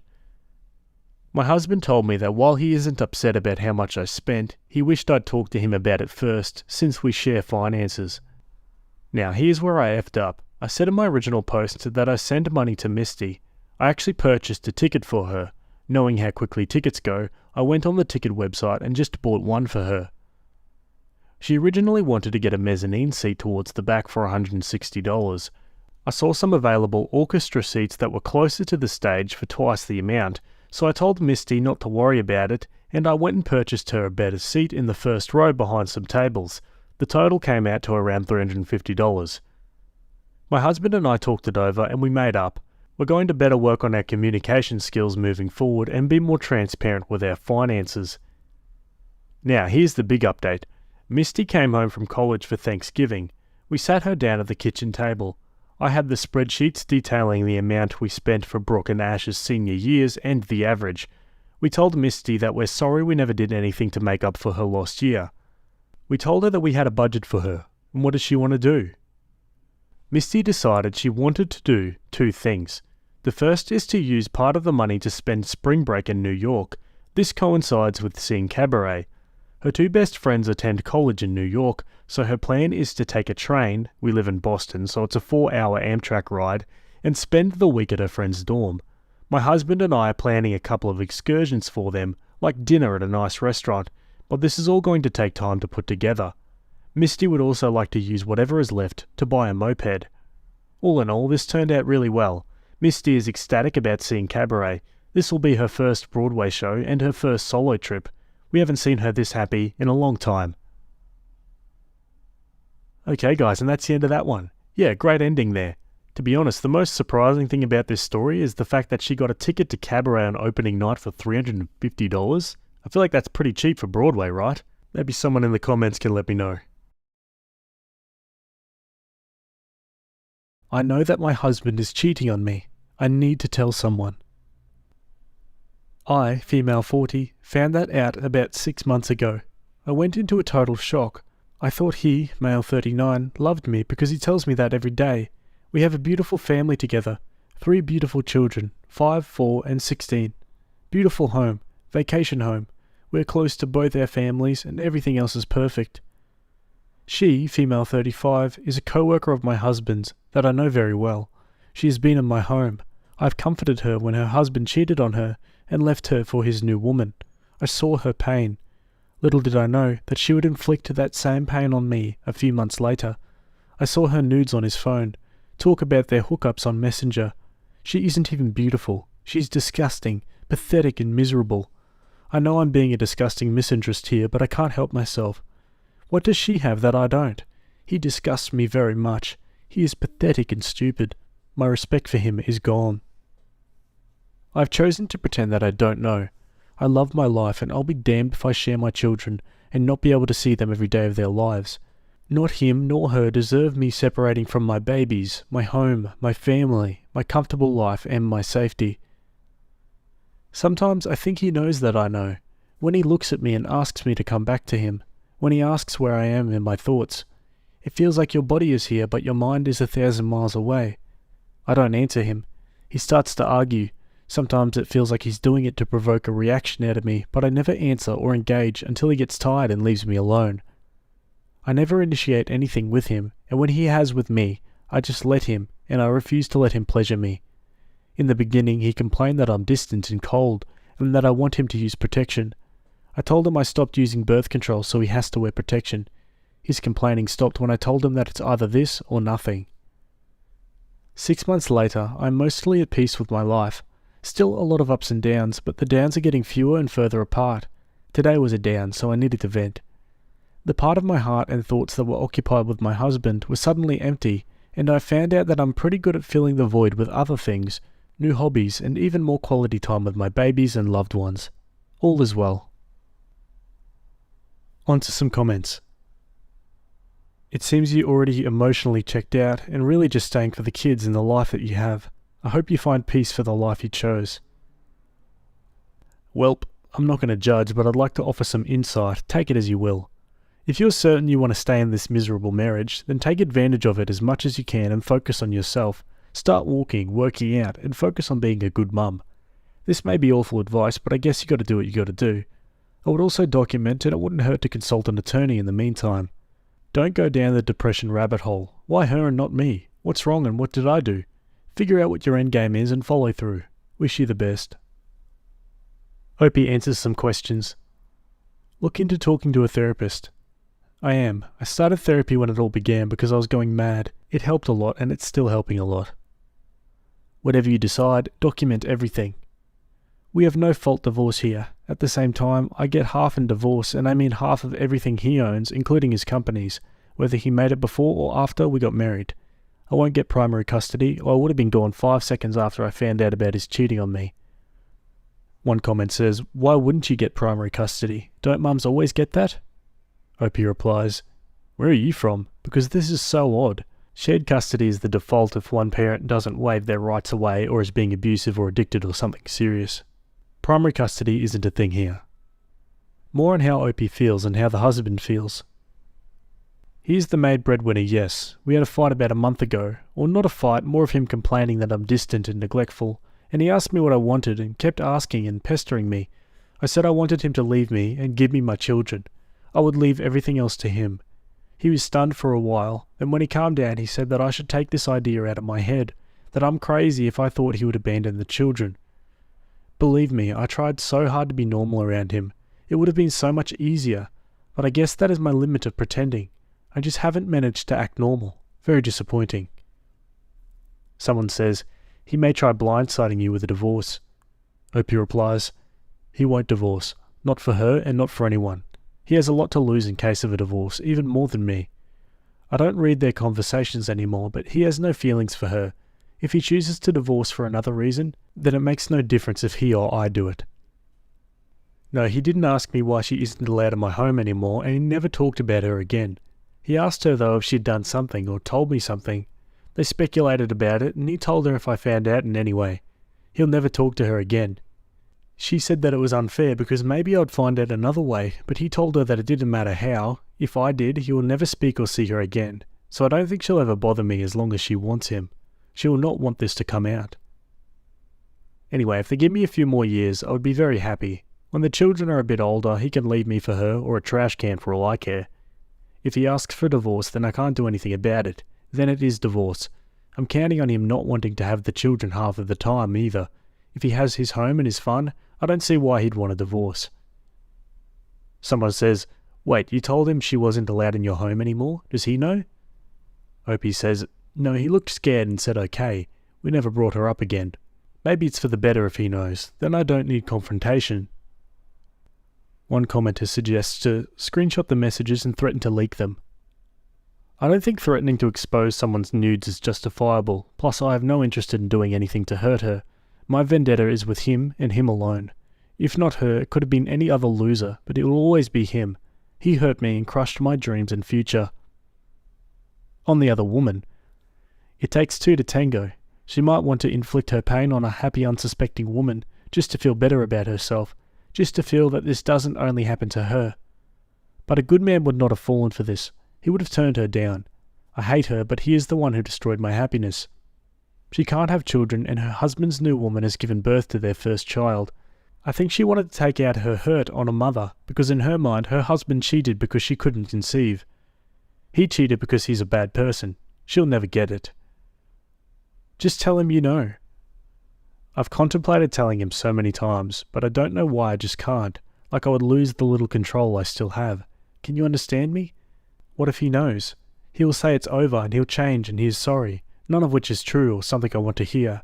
I'll have to pretend I forgive him, forget, start marriage cancelling, pretend I'm fine. Or he would not care, continue with his ways. He knows that I don't want to break up our family, and he doesn't want that either. I don't know which is worse. I lost my husband and the love of my life. I won't lose my children and the life I know and love too. Wow, yeah, I think that comment was right. OB seems pretty checked out at this point. Let's go to the update. Hi everyone. I didn't expect that I needed to make an update about my post because I really only ever wanted to vent because nobody knows my situation and I need an outlet. Sorry about that, by the way. I have some news anyway, and mostly they're based on your comments about me needing to protect my ass in case my husband got bored and left me. I've never been worried before because I basically own half of everything legally speaking, but I started thinking of worst case scenario situations. Anyway, Friday, my husband had made me dinner and brought me flowers and chocolate. He said he wanted to make it a night for the two of us because he felt that we were pulling apart. Kids were sleeping and he wanted me, and then got upset because it wasn't how he imagined the evening would go, and accused me of not loving him or our family anymore. I got really angry when he accused me of not loving my family, when they're all I have left to give me love and hope. I snapped at him that I didn't feel safe with him anymore, and he full well knew why I'd become this way. You know the reason why. He was shocked and looked at me without saying anything, and then just sat silent on his end of the sofa for the rest of the evening. Before bed, he asked me to tell him how I would feel safe again and to tell him what I wanted him to do. He went to bed. I stayed up all night and made a list of demands. 1. I want a post-nuptial agreement where I get my house and my summer house. 2. I became a partner at his companies at 50%. I don't know how these things work since I won't be buying in, but this is for him to fix. I'm not interested in management, just that I have my half and the passive income. 3. I want him to get a vasectomy. We were planning 4 children before all of this, but I don't want that anymore, so he should have a vasectomy. 4. I want him to always wear condoms with me or never bother to touch me again. I will not even tolerate complaining about that part. Also, I want biannual STI tests. This morning, I sent him a text with these demands. I know it's silly to send someone you live with a text, but I didn't want to fumble with my words and forget details. I didn't want him to see me cry or being visibly emotional. I just couldn't take him trying to console me. Just the thought of him feeling sorry for me makes me sick, but also I didn't want to forget anything, and I wanted it to be in writing. He read it on the breakfast table, and he didn't say anything. We continued the day as normal, and when the children were in bed, we had our dinner, and he said, "About your demands? I agree." I told him to start on Monday with realizing my list. He agreed. So I guess since many of you asked me to take measurements and have a backup plan, this is what I'd come up with, and it did help. I woke up today a little bit less anxious. I don't know how long we can keep this up, but I hope until I feel safe to leave my babies in his care, maybe when they're all in school. And now for some final comments. Speak to an attorney and have them draft up parts 1 and 2. I'm making him the appointment for the vasectomy tomorrow. This is the most important thing, to be honest. A comment replies, I thought this was his decision. Why are you calling for him? Opie says, he asked me to since I'm a stay-at-home mum and usually do all the appointments and stuff. He doesn't have time for these things. He doesn't have time for that, but had time for an affair? Yeah, that he had time for. Trash excuse of a human. On the vasectomy. I think he even liked the idea of vasectomy, to tell you the truth. He probably thought now he can do whatever he wants without any consequences in the form of child support. I don't know, we've always talked about vasectomy after we're done having children, so it wasn't a new concept. Only difference is that we wanted 4 children, but now we have 3. I think both me and him thought 3 were enough even before all this, when we got our youngest, because it turned out to be a lot more than we thought. On the other woman. I wanted to demand that he cut cooperation with the company he hires where she works as a consultant, but then more than 10 people would be affected. It didn't sit right with me, plus it wouldn't make them not see each other, and I honestly don't care. I just want peace and to feel safe. Do you want to know if it's more than just her? I work with the assumption that there are and will be more. I will never trust him whether he ended it with her or not. This ship has sailed. Cut off everything physical. If it is up to me, he would never touch me again, but I can only reject him that many times. One comment says, because you find it hard to resist, because he wears you down, or because you're afraid the entire situation will break down and encourage him to file? Opie replies, the second one. He gets very upset and often I feel guilty too. Someone asks, did he give you an apology? He said he was sorry that he made me feel unsafe with him. On the screenshots, a lawyer and suing. Yes, I have contacted some lawyers today. We'll see how this will work because I have no idea. I can't sue anyone because we don't live in the US. All of this is just so you don't have to work? I will be back to work when my baby is older, in a year and a half or so. I'm a teacher, and I didn't study for almost 5 years to stay home.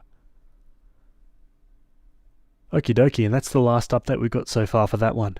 Honestly, if you ask me, it sounds like she's just delaying the inevitable, really. Honestly, for everyone's mental health, they need a divorce.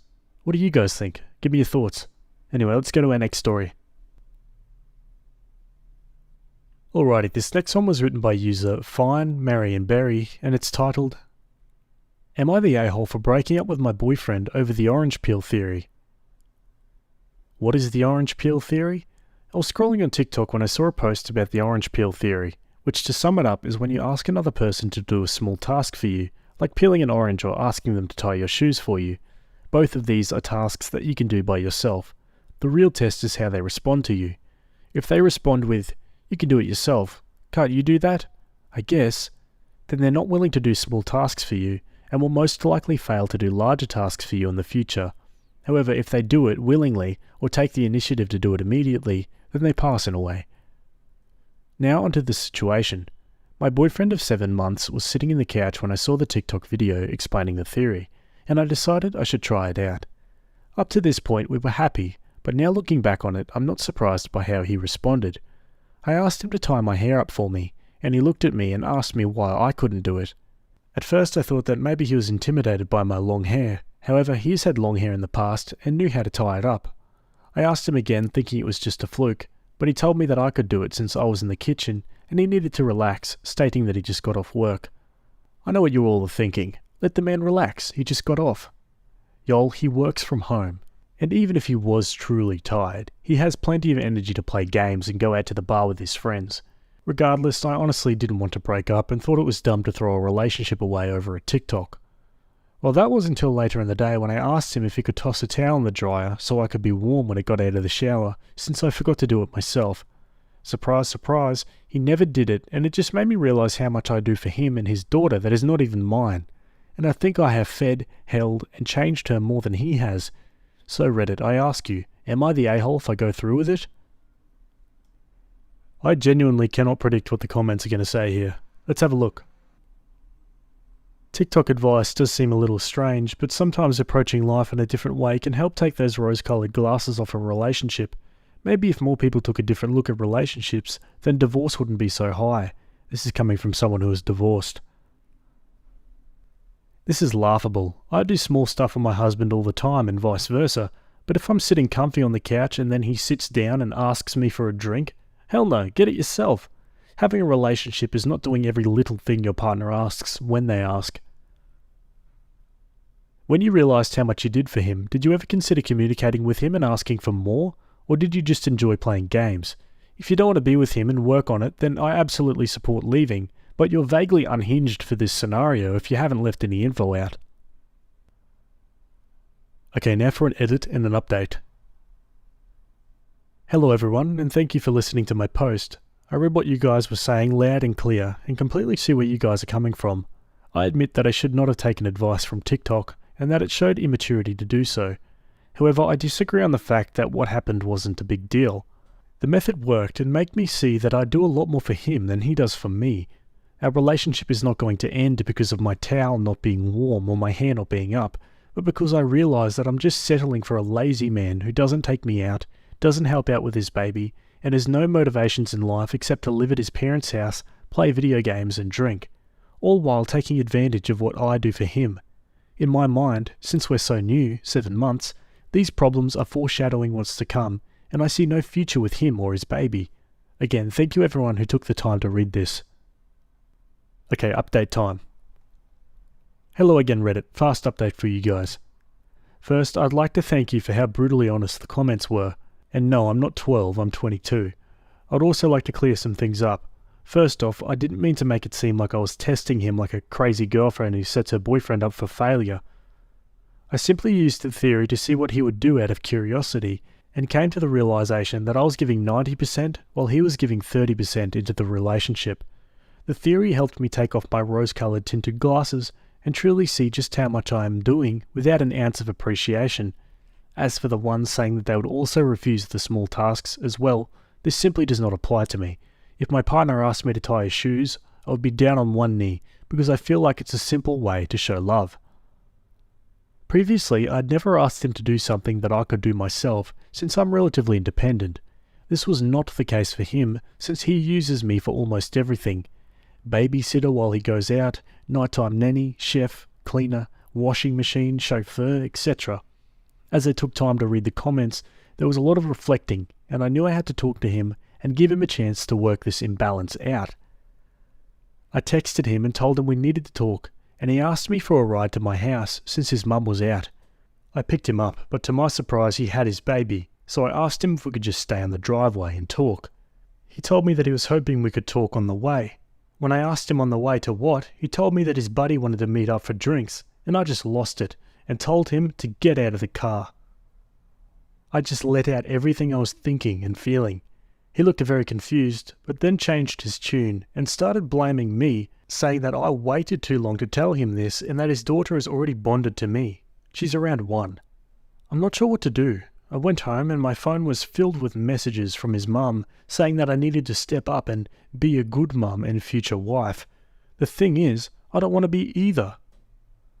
Lastly, I know you guys don't like the orange peel theory, but I think I dodged a bullet. Or the ones who feel bad for him, he dodged a bullet.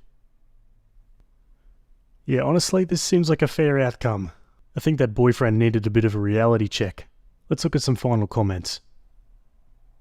Relationships aren't always even, but Opie was feeling like her emotional needs weren't being met. She took the next responsible step and made a plan to talk to her boyfriend about it. That's what you do when you have a problem. You sit down and talk about it. Even when you don't believe there will be a change, it's best to give them a chance. Unfortunately, while the boyfriend agreed to meet, it appears his plan was to pawn the baby off on her while he went out with a friend. Sorry, but when you schedule a time to talk about the relationship and the other party won't take that seriously, what are your options except call it quits? I'm not a fan of petty tests, but I'm a huge fan of the thinking it provoked in OP. Better to leave a bad relationship earlier rather than later. Yeah, I find myself agreeing with that comment 100%. What do you guys think? Let me know down below. Should I tell my girlfriend I'm dying before I break up with her? Basically, as title says, I, 25 male, found out I have an illness that will kill me. It'll take over my body and there's no cure. All the doctors can really do is prescribe crap to make you comfortable. I've been with my girlfriend for 3 years now and she's the absolute love of my life, always loyal and there for me. I've been in and out of hospital many times over the course of our relationship, mostly due to me racing dirt bikes. The most serious incident was a stab wound, and I remember how scared and screamy she got, even though I just needed stitches and got to go home the next day. This is not something where I can just go home the next day. I'm breaking up with her because she deserves to be happy with someone healthy who can give her the life she wants, and children. I'm scared she'll want to stay if I tell her what's going on. Part of me wants to lie and say I cheated so she hates me and leaves. We have lots of mutual friends. She'll find out eventually it was a lie and connect the dots on why I did it. But thinking about her crying from that lie breaks my heart.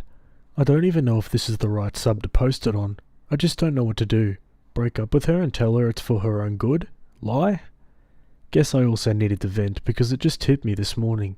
I found out last week, but it just hit. I won't see 30.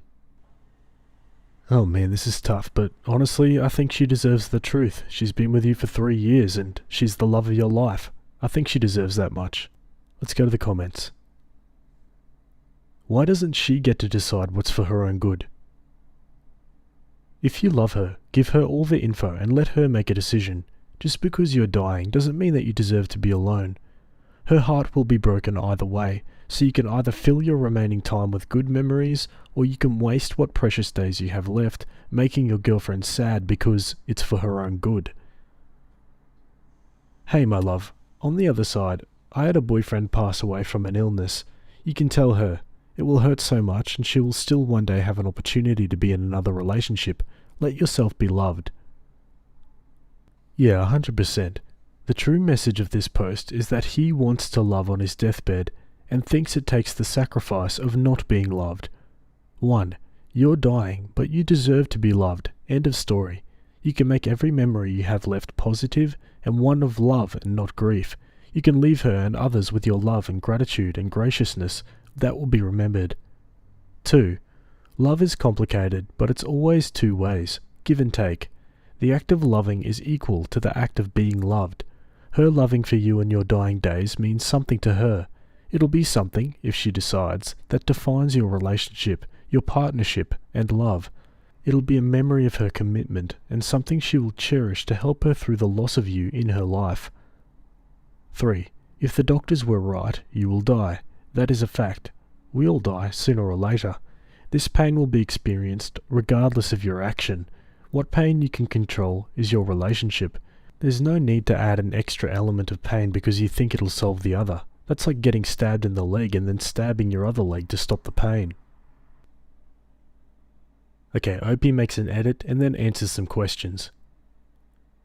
For people asking me what my diagnosis and prognosis is, it's pancreatic cancer. Something like 95% of people diagnosed with it die in about 3 years. I wasn't even paying attention for not putting that in the post at the beginning. That's my bad, but as you can tell, I'm a little overwhelmed these days. Reading the replies, there's no way I can reply to them all, so I'll do my best to do it here. First off, thank you to those saying kind things. Second, I realise how dumb I was being for wanting to lie to her. I made reservations at her favourite restaurant and I'll tell her afterwards. Part of me hopes she doesn't stay, but we'll see what she chooses. Okay, now Opie answers some comments. I'm more scared of her staying rather than leaving. I stayed by my friend's side, even having to make the decision to unplug him. It's not a pretty sight watching someone you love deteriorate. I'd prefer her to leave, but we'll see what happens after dinner. Do you regret your decision to stay by his side? Opie says, I don't regret it, but I'm not like her. She's similar to my friend's mum, cried every day and couldn't even visit him after the 3rd month. It sucks, but it's true. Some people can't handle hospitals, and there's nothing wrong with that. Do you have someone to make medical decisions for you? I have a healthcare directive in place already. I don't want anyone to be burdened with those decisions. I know how stressful it can be. Proposing. I've thought about marrying her ever since I saw her. It's cliché and cheesy, but I immediately fell in love with her eyes. However, after getting this diagnosis, I don't want to marry her. I can't let her be a widow this young. I'm already on the hunt for a ring which she'll receive with a note and a gift from me after I'm done. I don't want to marry her anymore, but she'll know she's my one and only, forever. Sorry for being cheesy or corny, but at this point I don't care about any of that. I'm dying, lol. Symptoms, for those of you who might want to get tested. I went to the doctors for a checkup because I was losing weight, despite my history of gaining and maintaining my weight. I work out 6 days a week, and while I'm not a pro athlete, I'm by no means out of shape. Doctor blamed it on stress from work, which is true, my job is stressful, and said I can follow up with a specialist if I want medication for the stress. I went on with my life the best I could, but kept losing weight and everyone got worried. I went back to the doctors and they ordered blood work. I got the results, which obviously were not good, and got sent to a specialist. While everyone thought the stressful job was the true reason, I was getting tested and scanned at the hospital where they, and I, realised I have slight jaundice. They then asked what my crap was like, and I thought about it and told them. Apparently your poop tells you a lot more than just general health. Tests and scans showed I have a growth.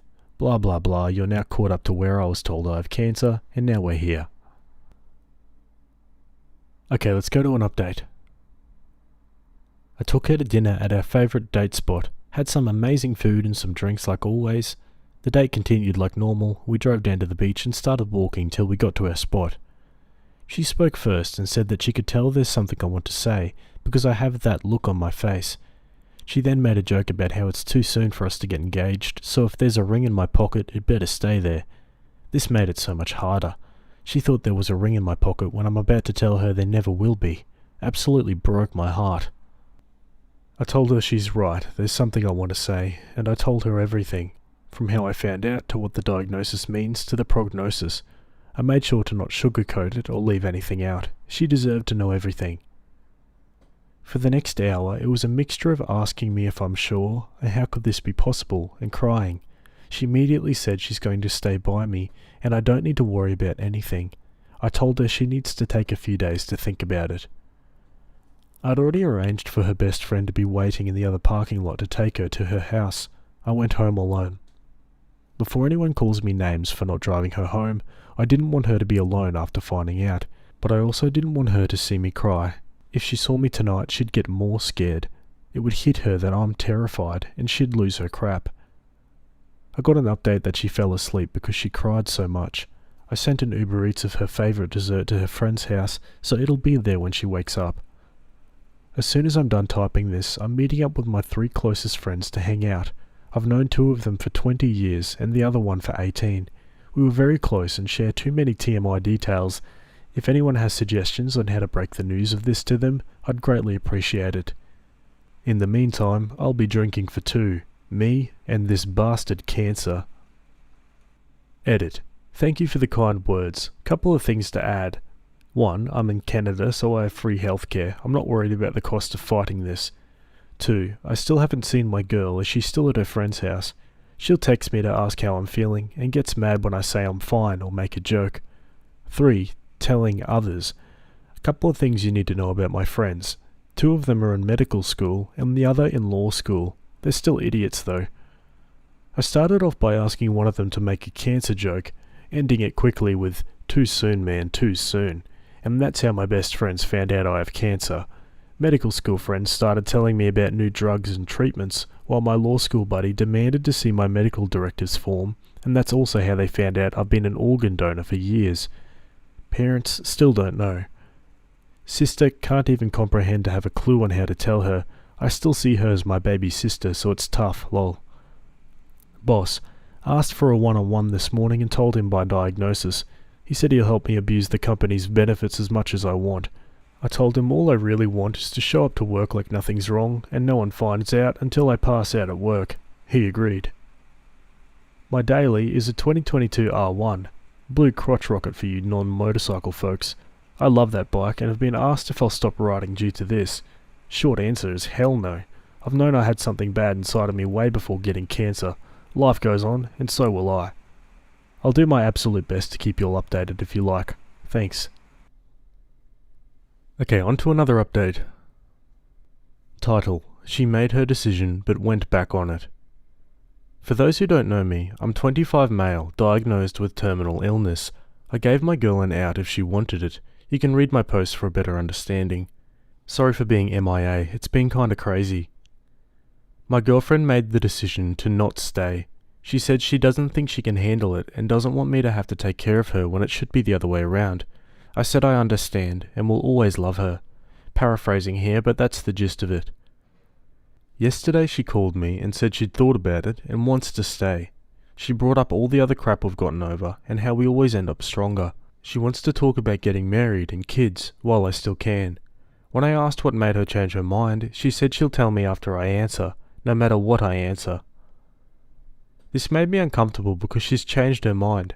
I told her I need time to think, but once again I'm back to you lovely people to ask, what the heck do I do? Am I overthinking this? While I'm here, I'll tell you all what happened with others. Family. I told them while I was at my parents' for dinner. I brought my scans and test results and just explained it using facts, not feelings. I did this because my parents both hold PhDs and are university professors. I thought they'd accept it easier with evidence rather than feelings. Seeing my sister cry shattered my heart into a million pieces. I just hugged her and said it'll be okay because now she knows she'll get my car soon. She laughed a little and for some messed up reason that made everything okay to me. Friends. The 3 dum-dums I call my best friends helped me tell some other close friends. They're being supportive and nice. I told them to cut it out and go back to roasting each other. They listened and we're good now. I've also told my work besties because they deserve to know. I sucked at answering everyone's comments and questions last time. I promise to try and do better here. As usual, I'm off to get drunk with dum-dum number 1 to 3. Cheers, bud. Okay, now for the final update so far. First off, to people who commented and messaged, sorry for being MIA. I've been trying to get through them. Thank you to everyone who said kind things. A lot has happened since my last update. My girl said she would tell me why she changed her mind after I gave her an answer. I told her I wouldn't give an answer till I knew what changed her mind, and boy was I not ready for the answer. A lot of you all thought she would tell me she's pregnant. Nope. She didn't want me to die without knowing her biggest secret, but only wanted to tell me if I stayed with her. Are you all ready? She cheated on me while I was in the hospital from a motorcycle accident. I still don't get how this made her change her mind, but it's the only explanation I got from her. He just happened to be comforting her and made a move. She just happened to be emotionally vulnerable, because it always just happens, right? I thought I'd want to scream or shout at her, but all that came out was a big old goofy smile and laugh. That ticked her off, but I'm sorry, this is hilarious. I'm dying and she wants sympathy from me? I never asked her to stay. I never asked her to take care of me. Not now, not back when I got in my accident. I got up and left. She's been texting and calling non-stop, sent every single one to voicemail. Her friends are calling me an a-hole for leaving her like that. Screw what they say. They all knew and didn't tell me. Update for the rest of what's going on with me. I drink a lot, like too much a lot. I know it's bad, but it makes everything feel normal. The world when I'm drinking is just so much better than when I'm sober. I'm thinking of doing chemo, but I don't know if there's a point. I took a look at my finances and turns out I have a tidy sum over here. I'm not going to blow it on hookers and blow or a year-long trip. I'm just going to work and spend it how I want. Whatever's left is going to be split amongst my friends because my family doesn't need it. And yes, I already cleared it with them, they have no problem with it. So, now that I'm single and probably drunk, I'll be able to answer your questions and comments. Also, I'm not sure if I've turned this sub into that one friend you can talk to about this random crap or not, but if it's not allowed, let me know and I'll stop, lol. Cheers, bud. Okay guys, and that's the final update for that one so far. I mean, honestly, how can the friends of the girlfriend be calling him an a-hole after what she did? Like, how can you still be on her side after that? And yeah, I can't help but feel that OP laughing it off and going to the drink is a pretty bad coping mechanism. Let's hope he doesn't spiral. Anyway, give me your thoughts about that one and we'll move on to our next story. Okay, this next one's from the True Off My Chest subreddit. It was written by user Stolen Turkey and it's titled, Guest Stole Our Thanksgiving Turkey. I'm confused and frustrated and need to vent. We hosted Thanksgiving this year. Husband and I, our 2 kids, husband's siblings and nieces and nephews, and most importantly, husband's gravely ill mother. We're all at peace that this Thanksgiving and Christmas will probably be our last holidays together. It's been emotional and exhausting, but we really wanted to make a memorable day that everyone would enjoy. Our daughter Mary is visiting from college, and one day before she flew in, she says her boyfriend, Chris, is actually flying to our city to visit friends over the break. Mary asked if he could come over for Thanksgiving. We've never met Chris before, but to be honest, we're not wild about him. As soon as Mary started dating him, we started seeing some worrying changes in her. Our son, who is just a couple years older, confided in us that Mary is getting into the party scene, largely because of Chris.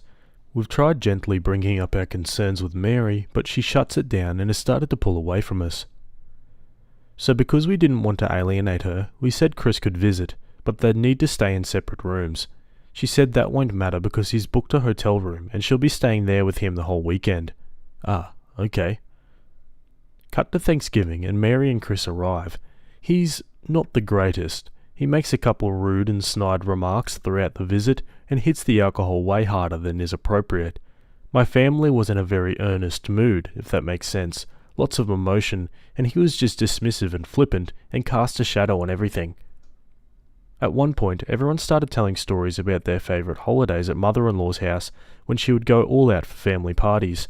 My husband and I stopped working in the kitchen to join the conversation. When we go back to the kitchen after maybe half an hour, I went to check the turkey in the oven, and it was gone, completely missing. I asked my husband if he did something with the turkey, and he was just as confused as I was. We looked all over the kitchen and house and couldn't find it. We go out to the living room and ask everyone if they knew what happened to the turkey, and no one knows what we're talking about. At this point, I realise Chris isn't around. I pull Mary to the side and ask where he is, because I don't want to jump to conclusions and make accusations. She said he had to leave to go to meet up with friends. I asked her to text him and ask her if he knows what happened to the turkey, and Mary kinda rolled her eyes. At this point, it's dawning on me that Chris probably stole the turkey and left out the back door while we were sharing stories with mother-in-law, but I'm just so confused why anyone would do something like that. I can't bring myself to actually make the accusation out loud. So we were left in the terrible position of having everything else ready, but no turkey. We had to break it to the family that we had no turkey, and everyone is confused and sad.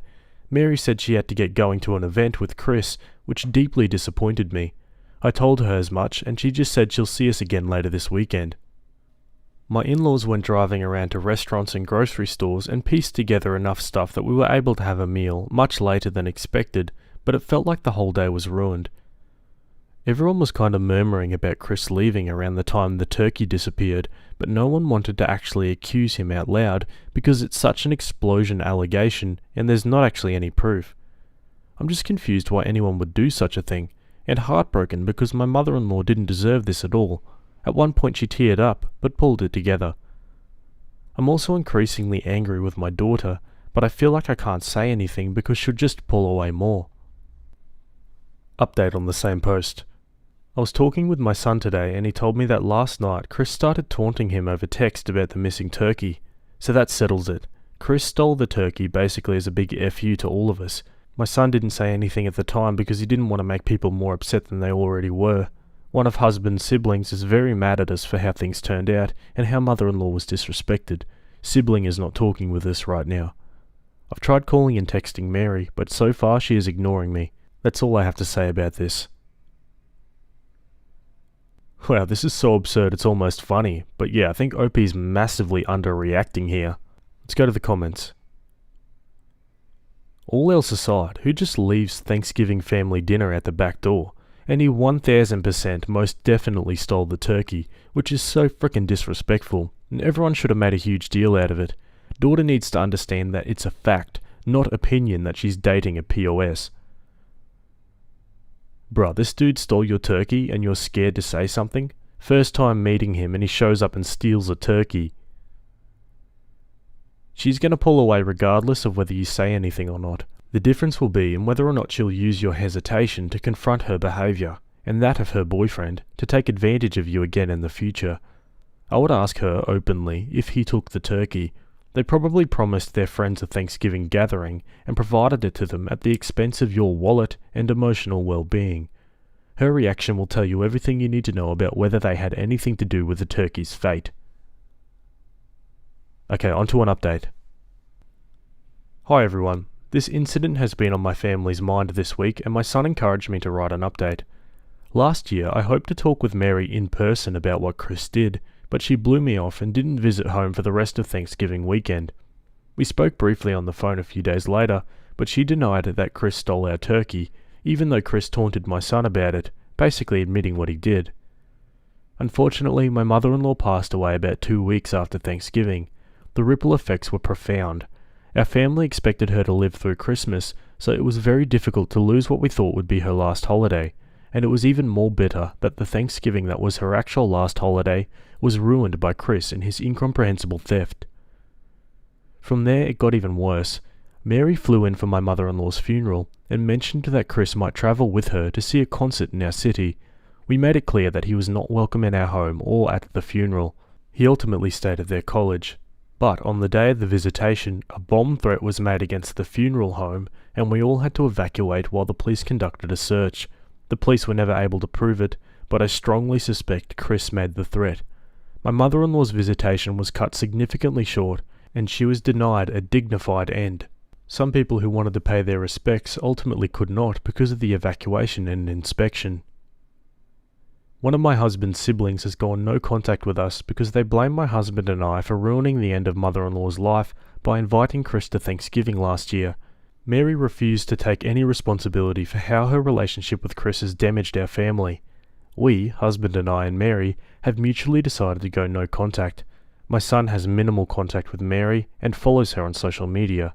Apparently Mary and Chris are still together. I'm sorry I have such a sad update, but my family and I are very grateful for all the support we received last year. Thank you. Oh my god, this story just made my blood boil. Like seriously, what has this guy got to gain by calling a bomb threat on a funeral home? People like that deserve bad things. What do you guys think about this story? Let me know down below. Am I the a-hole for rescinding letting my friend live at our house? Technically, would I be the a-hole? My husband, 40, and I, 38, spend our winters down south with my family, leaving our large home up north vacant for months at a time, starting after Thanksgiving. We like to offer their house, for free, to people we know while we're gone, since otherwise it just sits vacant. We prefer knowing someone is here if something goes wrong, while our friends get a vacation, and unlike an Airbnb, professional cleaners come in every other week, so there's no maintenance. We offered the house to my friend Jill, 39, and her fiancé Jack, 41. Jill already has a condo, but Jack's children don't have a place to stay there, so we hoped they would want the larger space so the kids could visit more. Jack jumped on it, with Jill saying she would stay on weekends. A couple of weeks later, Jill told me she and Jack had broken up. Jack was going to stay with Jill for 1.5 months, then move into our house. We were okay with that. At that point, it seemed like all 4 of us would still remain friendly, and maybe even continue our weekly game nights. A week after that, Jill told me that Jack was already dating around while living at her place. He would get on dating sites next to her on the couch and was texting constantly and going out at night. She said it was hard to see him dating just a couple weeks after their breakup, but that she understood this was how he was handling things. A couple of weeks after that, Jill told me she no longer wanted to be included on group chats with Jack. Jack had started a relationship with another woman, and things had gotten ugly enough Jill asked him to move out. He was living on a friend's couch and was posting pictures of this new woman on Facebook. My husband and I started to feel uncomfortable with Jack staying here. It was one thing when it was Jack, Jill and the kids. It's another with Jack and a bunch of dates, or Jack and a new lady who I've never met. We didn't hear from Jack during this time, so everything was coming from Jill or Facebook. But Jack just didn't seem to be in the same headspace as when we spent time with him. I had concern that he couldn't keep it together for 1.5 months to move into our place. I don't want to be judgmental of Jack's sex life or coping methods, but I don't feel like he's treating my friend very well. We started reaching out to other people for staying at the house. Jack finally contacted us today and asked when we would give him the grand tour. I realised now that Jack could really use the place to stay more than anyone we know, and we did tell him he could stay, but I just feel skeevy or uncomfortable letting him stay here, and I feel like a bad friend to Jill, who has encouraged us not to let this interfere with our friendship with Jack, and who has said she thinks Jack is a good guy, but immature and spiteful. Would I be the a-hole telling Jack we are rescinding our offer for him to stay 3 weeks before he's supposed to? Am I wrong assuming this would absolutely kill any chance of friendship if and when Jack stops what seems like his middle life crisis? I mean, yeah, I don't think Opie's the a-hole, but there is a very good chance this could destroy the relationship with Jack. Let's go to the comments. Not the a-hole, but you need to listen to the previous commenter. Your friendship was based mainly with Jill, and Jack received the invitation to stay incidentally because he and Jill were a unit. I completely understand your distaste for and hesitation about him now. The main reason to uninvite Jack is what the previous person stated. He is currently couch surfing, and if he's able to have stable housing at your place, he's not going to want to give it up, especially since he has kids. The length of time he stays could grant him residency, and then you'll have to go through a formal eviction process. It can open a huge can of worms for you, so you should err on the side of caution and rescind the offer to Jack. It will spare everyone what could easily turn into a nightmare. Not the a-hole. You don't need a bunch of randos running around your house unsupervised. You made the offer to your friend. Jack was simply her plus one. If your friend won't be there, there is zero reason for her ex-boyfriend to be there. Not the a-hole. If you let him move in with his kids, you will never get him out. They will be legal tenants and you'll have to evict him. Given how bitter and petty he was with Jill, do you really want to chance that? It was one thing when you thought it would be a family home. It could be a party house. What will you do if things get damaged or stolen? Because you aren't likely to get Jack to pay for them, especially in this housing market where finding a place to rent or buy is so hard. Getting him out is a nightmare waiting to happen. Protect yourself. Tell Jack that the offer is off the table. Not the a-hole, whatever you decide. I know it's not necessarily what the post is about, but it doesn't seem like Jack is doing anything wrong from what you've told us. Jill even said it's okay for you to remain friends with him. You shouldn't feel like you have to refuse him for Jill's sake. It seems like she's just salty that he's moved on so quickly. Opie replies, I don't have an issue with Jack moving on at whatever speed he wishes. Jill doesn't either. She said it was painful to see him move on, but that she understands that is how he deals with heartache, and so this was expected. When I got divorced 10 plus years ago, I was very conscious of judgment that comes with moving on too fast, and I still got judged. The answer is that people who still supported your ex will think any amount of time is too fast, so I try not to put that on others. The issue comes in that Jill not only offered to let him stay after their breakup long enough to get a new place, but helped to facilitate him getting 4 months of a place to live for free, i.e. vouching that he would be fine there on his own without her. And his response has been to very openly start dating other people, to the point of showing pictures of the women to Jill and telling her how young they are. I understand they're sharing a space, but if married spouses can manage to have affairs, then surely Jack can discreetly date while still living with Jill. This is a purposeful action on Jack's part, and even then, Jill continued to express disappointment with his choices, but gave him a place to stay. It wasn't until Jack started to post pictures of his new girlfriend publicly that Jill requested Jack leave, and even then gave him a week to find temporary housing. I wouldn't want to live with a man who is dating another woman either. And Jill has still said things to the effect that she doesn't want to make her friends choose, but that she doesn't see a friendship continuing with Jack. I'm not sure what part of that makes Jill sound salty to you. She's one of the most grounded people I know, and is taking the high road at every possible opportunity. And I've mentioned elsewhere, as someone who has also taken the high road, that doesn't mean you actually want your friends to continue a friendship with someone who has actively treated you badly. It just means you're not going to ask them to stop, but you're hoping they're smart enough to see someone openly treating you bad and not condone that behaviour. No, Jill has not told us to cut off Jack. That doesn't mean that it wouldn't be more comfortable for her for us to do so, and it's a show of support for her. I don't necessarily want to cut off Jack, but while he's going through this nasty spell, I don't want to facilitate this behaviour. He's acting in ways I didn't think him capable of. To give a timeline to this, we asked Jack and Jill to house sit at the end of September. They broke up in the beginning of October. Jill told us on the 11th that they'd broken up, but said Jack could still house sit. She told me on the 14th that he was doing the online dating thing. She then told me about asking him to leave on the 30th, and he's supposed to move into our place on the 24th of November. All of this has happened in less than a month, and now we're scrambling to make a decision before we leave town. Can Jack really not wait to openly move on long enough to get to our house? It's his choice to move on, but this doesn't speak to a 41-year-old father making adult choices for his friends and children. It's college-age behaviour, and our house is not a bachelor pad. He'll be sleeping in our bed for Pete's sake. Yeah, hard to disagree with Opie's reply there. Let's go to the update. First, I called Jill to have a talk with her. I told her I respected her taking the high road, but if she needed my support, we were in her corner. She updated me that Jack says he met this new woman 2 days after Jack and Jill split up. I'm not sure I believe that. He started taking her out several times a week, then describing the dates to Jill. He would show Jill pictures of her, telling Jill that he was impressed he got with a woman under 30. He told her he didn't mean for it to happen so quickly, but that he's madly in love with her and that she is the one. That was the point Jill told him to move out. She said she didn't think Jack would respect a no strangers rule if we had him stay in our house, but that she wouldn't see us having him house sit as us taking sides. It was a good talk. Next, I had a long, thorough talk with my husband about both our future relationships with Jack and our needs in a house sitter. He said that Jack reminded of my husband when he was in his 20s and that he would never let a 20-year-old me live at my house. He said he felt more comfortable just setting up blink cameras, which was the opposite goal of having a house sitter.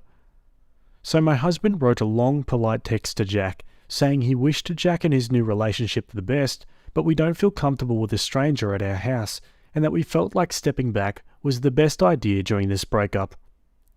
Jack responded, "I understand. Thanks for the heads up." So, in the end, a lot of time and energy put into a tough decision with the most blasé response ever, which is probably the best result possible. Thanks all of you for the advice.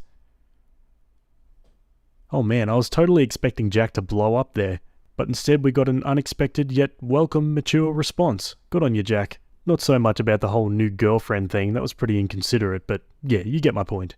Anyway, give me your thoughts about that one down below. Either way, let's move on to the next story.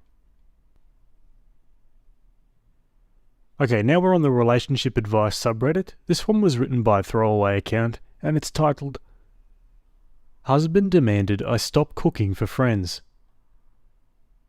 My husband and I have been married for 3 months. He comes from a much more traditional background than I do. When we were dating, he swept me off my feet. We went out for dinners, lovely vacations, and he brought me numerous care packages. He works as an executive and makes good money. Last year, I started a baked goods side hustle. It brings me so much joy. I ended up becoming really busy, made more friends, and now I'm way more social. My husband has become angry that I cook and spend evenings with my girlfriends. It's maybe 1 or 2 nights a week, and I don't really see people much outside of that. He said I'm not a good wife and he feels used. When I said I was going to buy a car with my own money, he became even angrier. He refused to pay for groceries and said I needed to contribute more money. So now with working, cooking lunch and dinner, it's becoming exhausting. How can I reason with my husband? I feel like I've grown a lot, and he's not happy. Let's look at some comments. He said I'm not a good wife and he feels used. I'd be interested in hearing him explain in detail how you're not being a good wife, By spending time with people who aren't him, doing things that aren't for him? Opie replied, he keeps telling me that he's been unhappy, which is strange because I've been really happy and bubbly. He says I'm not pulling my weight because I don't cook as much. He stopped buying food for us, so it's been more work to keep up. Do you have another job? How much is your joint income do you have access to? You say he refused to pay for groceries, which makes me worry about financial abuse. Opie replies, I work part-time as a model, and lately both industries have been busy. I don't have access to our joint income. We keep everything separate. A supportive partner will never make you feel small or like you have to shrink yourself down for them, but that is exactly what that man is doing. It happens in Hollywood. The woman in the couple gets more famous or wins a major award, and the husband starts feeling some kind of way. You are starting to shine and he is trying to dull you. You deserve to be a star. Opie says, thank you, it's been so upsetting. I've started getting great contracts and suddenly he wants to move away where the industry isn't as good. I'm so puzzled because I'm happier and I didn't think it would cause so many problems. The reality is, your husband wants a traditional wife. He wants a woman whose sole existence is to serve him and his family. Your role is to cook for him, take care of him, bear and rear as many or as few kids as he desires, and put up with whatever he wants. He makes a bunch of money and he feels as though that's his right as not only a man, but a successful man. I get everyone on Reddit telling you not to tolerate it, and you shouldn't, but you need to be hyper-realistic about the situation you're in. He isn't going to change. There is no point in trying to convince him. If you try to change him, one of two, I guess 3 things is going to happen. He will leave you, cheat on you, or become violent. He's already become angry with you for beginning to challenge him, so do not doubt the possibility that he will become physical. You need to simply decide if you're in his views on what a marriage should be are compatible, and they very well may not be. But if this isn't what you want, you need to make plans to leave, not plans to stand up for him. Otherwise you may be in physical danger, or at the minimum left in a situation with no plan. He may become vengeful in a divorce and do everything he can to take everything from you and leave you with even less than you came into the marriage with. I can't impress upon you that the choices are either accept the marriage he wants or do not say anything until you're in a position to quickly and safely leave. Opie replies, thank you, I'm realizing it's worse than I thought. He's been acting strangely, like booking vacations without telling me, threatening to have an open marriage, all because I haven't been cooking in the last month and not putting any effort into our marriage. I guess I didn't want to say it, but he has started yelling over things as well. We dated for 1.5 years and a lot of this stuff is out of character. I guess I'll quietly make a decision without him. Okay, let's go to an update. Hi Reddit, I first posted a few months ago, and wow, I wasn't expecting such an outpouring of support and comments from all of you. I read all of your comments and kept coming back to the page. I wanted to update earlier, but I needed to give myself time. Things have been really messy and hectic, and I had a hard time thinking anything through. I really tried to reason with my husband.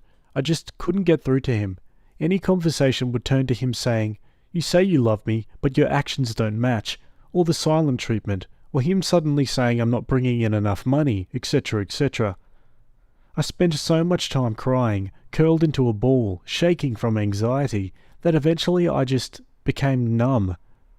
I finally decided to take a break and moved in with a friend of mine. It's been a month. It's hard, and it sucks. My husband says that now he can safely date other people, and that these other women are less demanding and treat him better. He keeps reminding me that I've put on a little weight, and that he wants someone who is healthier. So for me, I've been focusing on work and spending time with my friends. I don't know what will happen with my husband or if he will ever come around. I know it's not exactly a perfect update, but this is where I am. Unfortunately, I don't have my baking supplies, but I'm hoping in the future I'll be more settled. Thanks again, Reddit. One commenter says, so not only did he make you feel horrible, made you cry, fat shame you, and try to manipulate you, he also is trying to make you crawl back to him at his beck and call and make you jealous. These are his true colours, OP. You've built something for yourself that you love to do outside of your relationship and made friends that he's angry about that. He's angry because you have accomplished something. He's angry that you are happy and that you have friends. He can't do anything. I still don't understand what he meant by, you love me but your actions don't match. Like how? What have you supposedly done that your actions of love don't match when you say it? How did he feel used when you started your business and go out with friends? Well, let me tell you, he didn't. He is just mad at you because you've done something for yourself and you're successful and happy, and he's jealous of that. He's just trying to find things to start problems that don't even need to be there. You deserve better than him, and since you guys are separated, he thinks he can cheat on you? You don't need that from him. Also, you're a beautiful person, inside and out. Don't let his words about your body get to you. If he wants a skinny girl, then by all means let him have a skinny girl. It's okay if you put on a little bit of weight. Bigger girls are better. To be honest, you really need to have a conversation with him on why he feels this way and resents you. If he still ignores you and doesn't want to do anything to fix things with you, just divorce him. A man like that will never come around. OP replies, his true colours are here. He isn't who he used to be. We went from such a happy dating life. He was so generous and always treated me for meals and vacations, and he was emotionally available and always willing to listen. I didn't see the red flags because I thought it was because of his culture. He said, "Oh, your financial background is very, very bad. My family won't accept you." I believed him because I don't have a formal education. I blamed myself for being so anxious and needy, but when I healed my anxious attachment style, I became a healthier and happier version of myself. Then the wheels really fell off. So basically, this is a very long response to say thank you. I needed this thread. I come back to hear positive words like yours, telling me I'm worth more and still beautiful, even from the stress of overeating. So thank you. Thank you. Okay, on to the final update. Hey mods, I hope this is okay. I'm not looking for advice, but I wanted to give a final update because people have been asking. Hi Reddit. 7 months ago I posted here because I was struggling in my marriage. I was in a dark place and honestly pretty depressed. At the time I was running around trying to buy groceries and cook elaborate dinners for my husband, who was continually unhappy. I had suggested cancelling, but I was told nothing is wrong, and he was constantly toying with me by taking his financial support away. I remember one of our last dates, he said, "Let's get you some food." Then when we'd go to the restaurant, he would force to make me pay. However, the good news. I started weekly therapy and worked so hard, and guess what? I am legally separated from my soon-to-be ex-husband and living on my own. It takes a year until we can legally divorce, but the process has been started. I have focused on work and my friendships, and they've honestly saved me.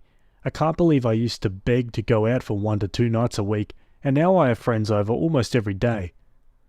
Life is so much better and happier and lighter, and I'm baking again.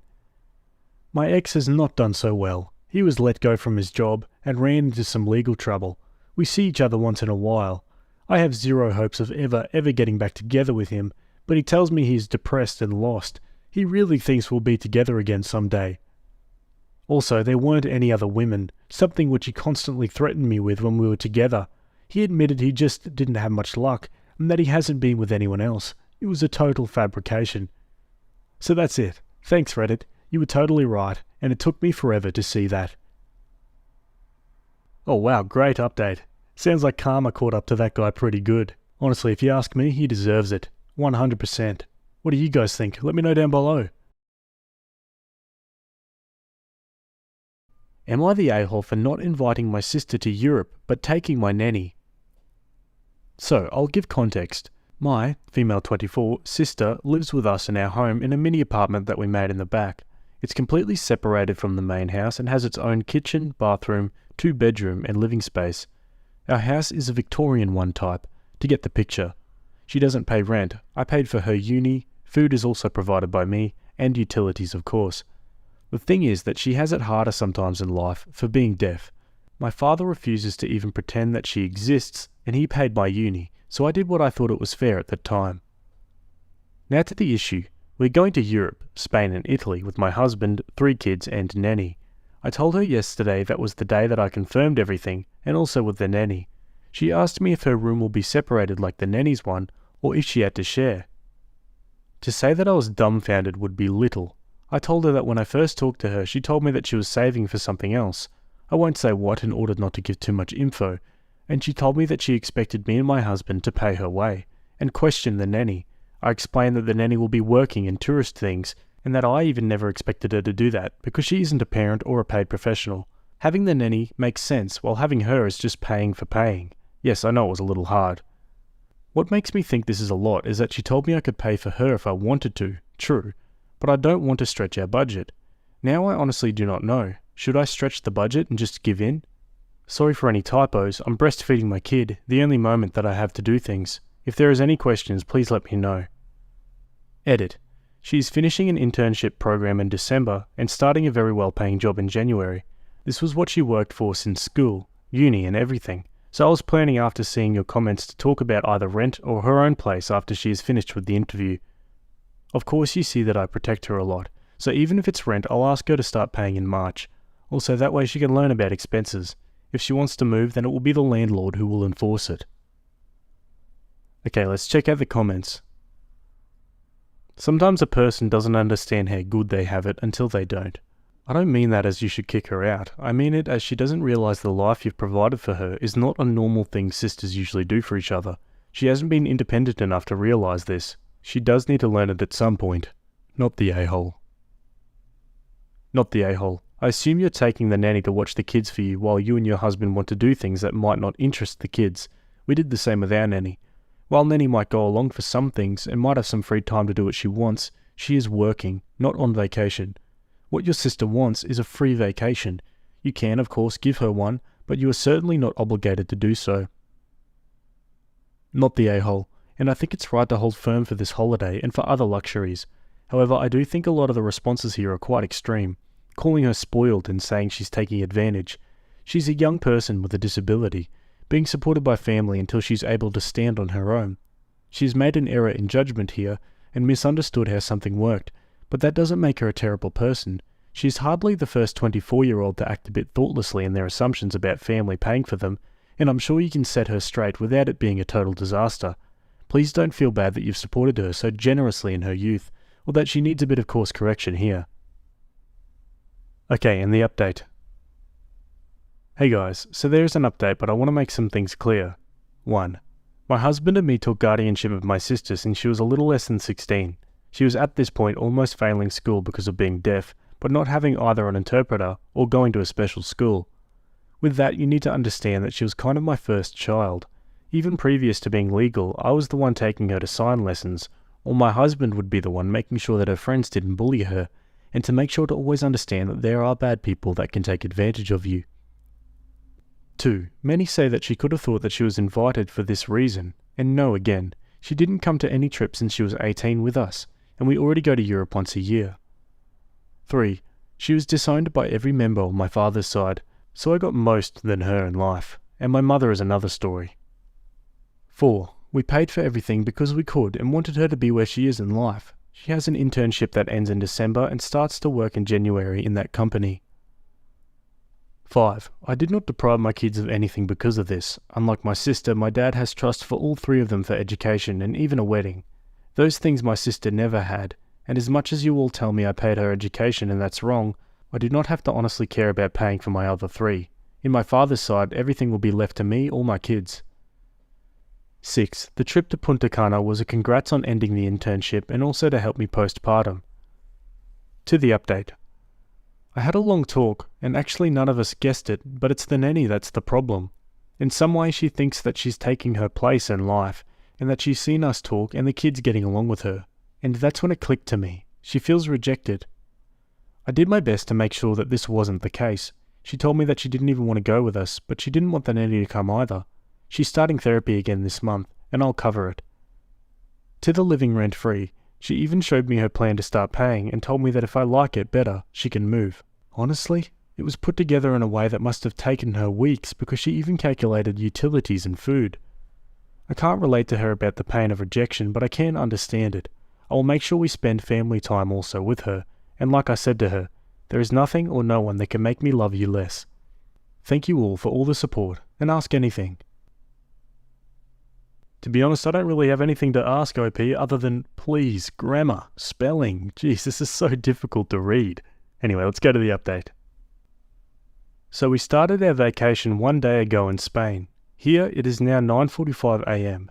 At 9 AM her shift starts, but I figured that she overslept or something. The hotel has breakfast and we meet here every morning. At 9:30 I started to get worried and asked to call her room. No answer. I'm writing this after she just got into the hotel from last night to today. She has alcohol breath and you can tell she's been drinking. I told her to get food, shower and sleep. But I won't kid you, this were the worst 15 minutes of my life. So, 2 things. 1. How do I cope with this situation and address it later? And 2. How do I prevent it? Can I? I feel super responsible for her. The location that we are right now does not speak a word in English, not even hotels in a small city, and she doesn't speak Spanish. I want her to have a good time, but I came here with her also for the job. I don't mind taking care of my own kids, but I still can't lift them up. Only the baby and with help of my husband. So we have to change the destination for today and pay the fee and see if the one that was meant for today has room for tomorrow. But for nannies that travel or parents that travel with nannies, how, what, and help? Edit to add after kids are asleep. To anyone asking if she was drugged, she wasn't. Nothing happened to her. She told me she bought a bottle of tequila to go to the beach and see the sun come up. She never even talked to anyone. She just can handle alcohol, that's why she looked drunk, but wasn't that much. She was going to sneak in, shower, and work. She was sorry that she got busted, or it looks like that. For those asking, tequila isn't that normal here. Not in Spain in general, but we're in an area that isn't big on tequila, so it must be a drink of choice. She bought one of the pre-mixed ones, not pure. She showed me the bottle and she drank a quarter of it. She was planning on doing the same today. That for me is a big no. Will I fire her? I told her that one more time of this crap and she's going back. Right now I can't lift 2 out of 3 kids and the baby is getting hard also, so I need her until we're in Italy with the other family. Since we prepaid her, when we come back we will deduct the pay from her normal paycheck. And now one final update from Opie in the comments. I fired her. She was planning on driving under the influence with my children. She is safe and back in the US. Her story changed every time she told it. She is 32 and she never got the part of, "You could have ended up harming my kids or in jail." Again, your free time, you do you, but with my kids, no. Again, she never even said sorry. That and the lack of "you can't drink and drive" left me no choice. One commenter says, "Oh, F no. I would never dare being effed up behind the wheel. Definitely not with kids. I'd lie and say I had food poisoning if I was ever that idiotic. I can't believe her. Holy crap, was this a brand new nanny or did you know her pre-vacation?" Opie adds, "I kind of knew her because we met on Reddit, but she was in the same Montessori group as me in Seattle. So 6 months give or take knowing her and excellent references, and 3 to 4 months working for me. I suck at dates, but using the memory because all the papers are back at home and the dates are on those. Again, the previous family had only great things to say about her, and she was leaving them because the kids no longer need a nanny. I even had some exchanges with the other mum, who couldn't believe it."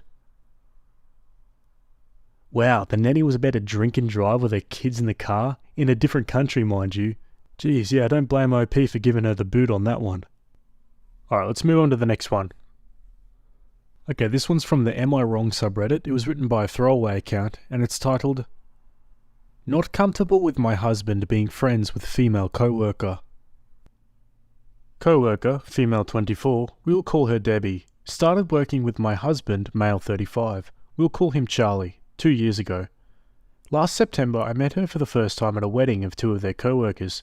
She sat behind us. The girl getting married does not like my husband, but he's on the same shift and the whole shift was invited to the wedding. The girl getting married had called Charlie a snake to Debbie in casual conversation. They are not friends and Charlie is generally a good person in my opinion, so that is not a red flag to me. Debbie told Charlie about this, so at this point it's a running joke that I was privy to. Back to the wedding. Charlie texts Debbie "snake" and Debbie mouths "stop," all flirty.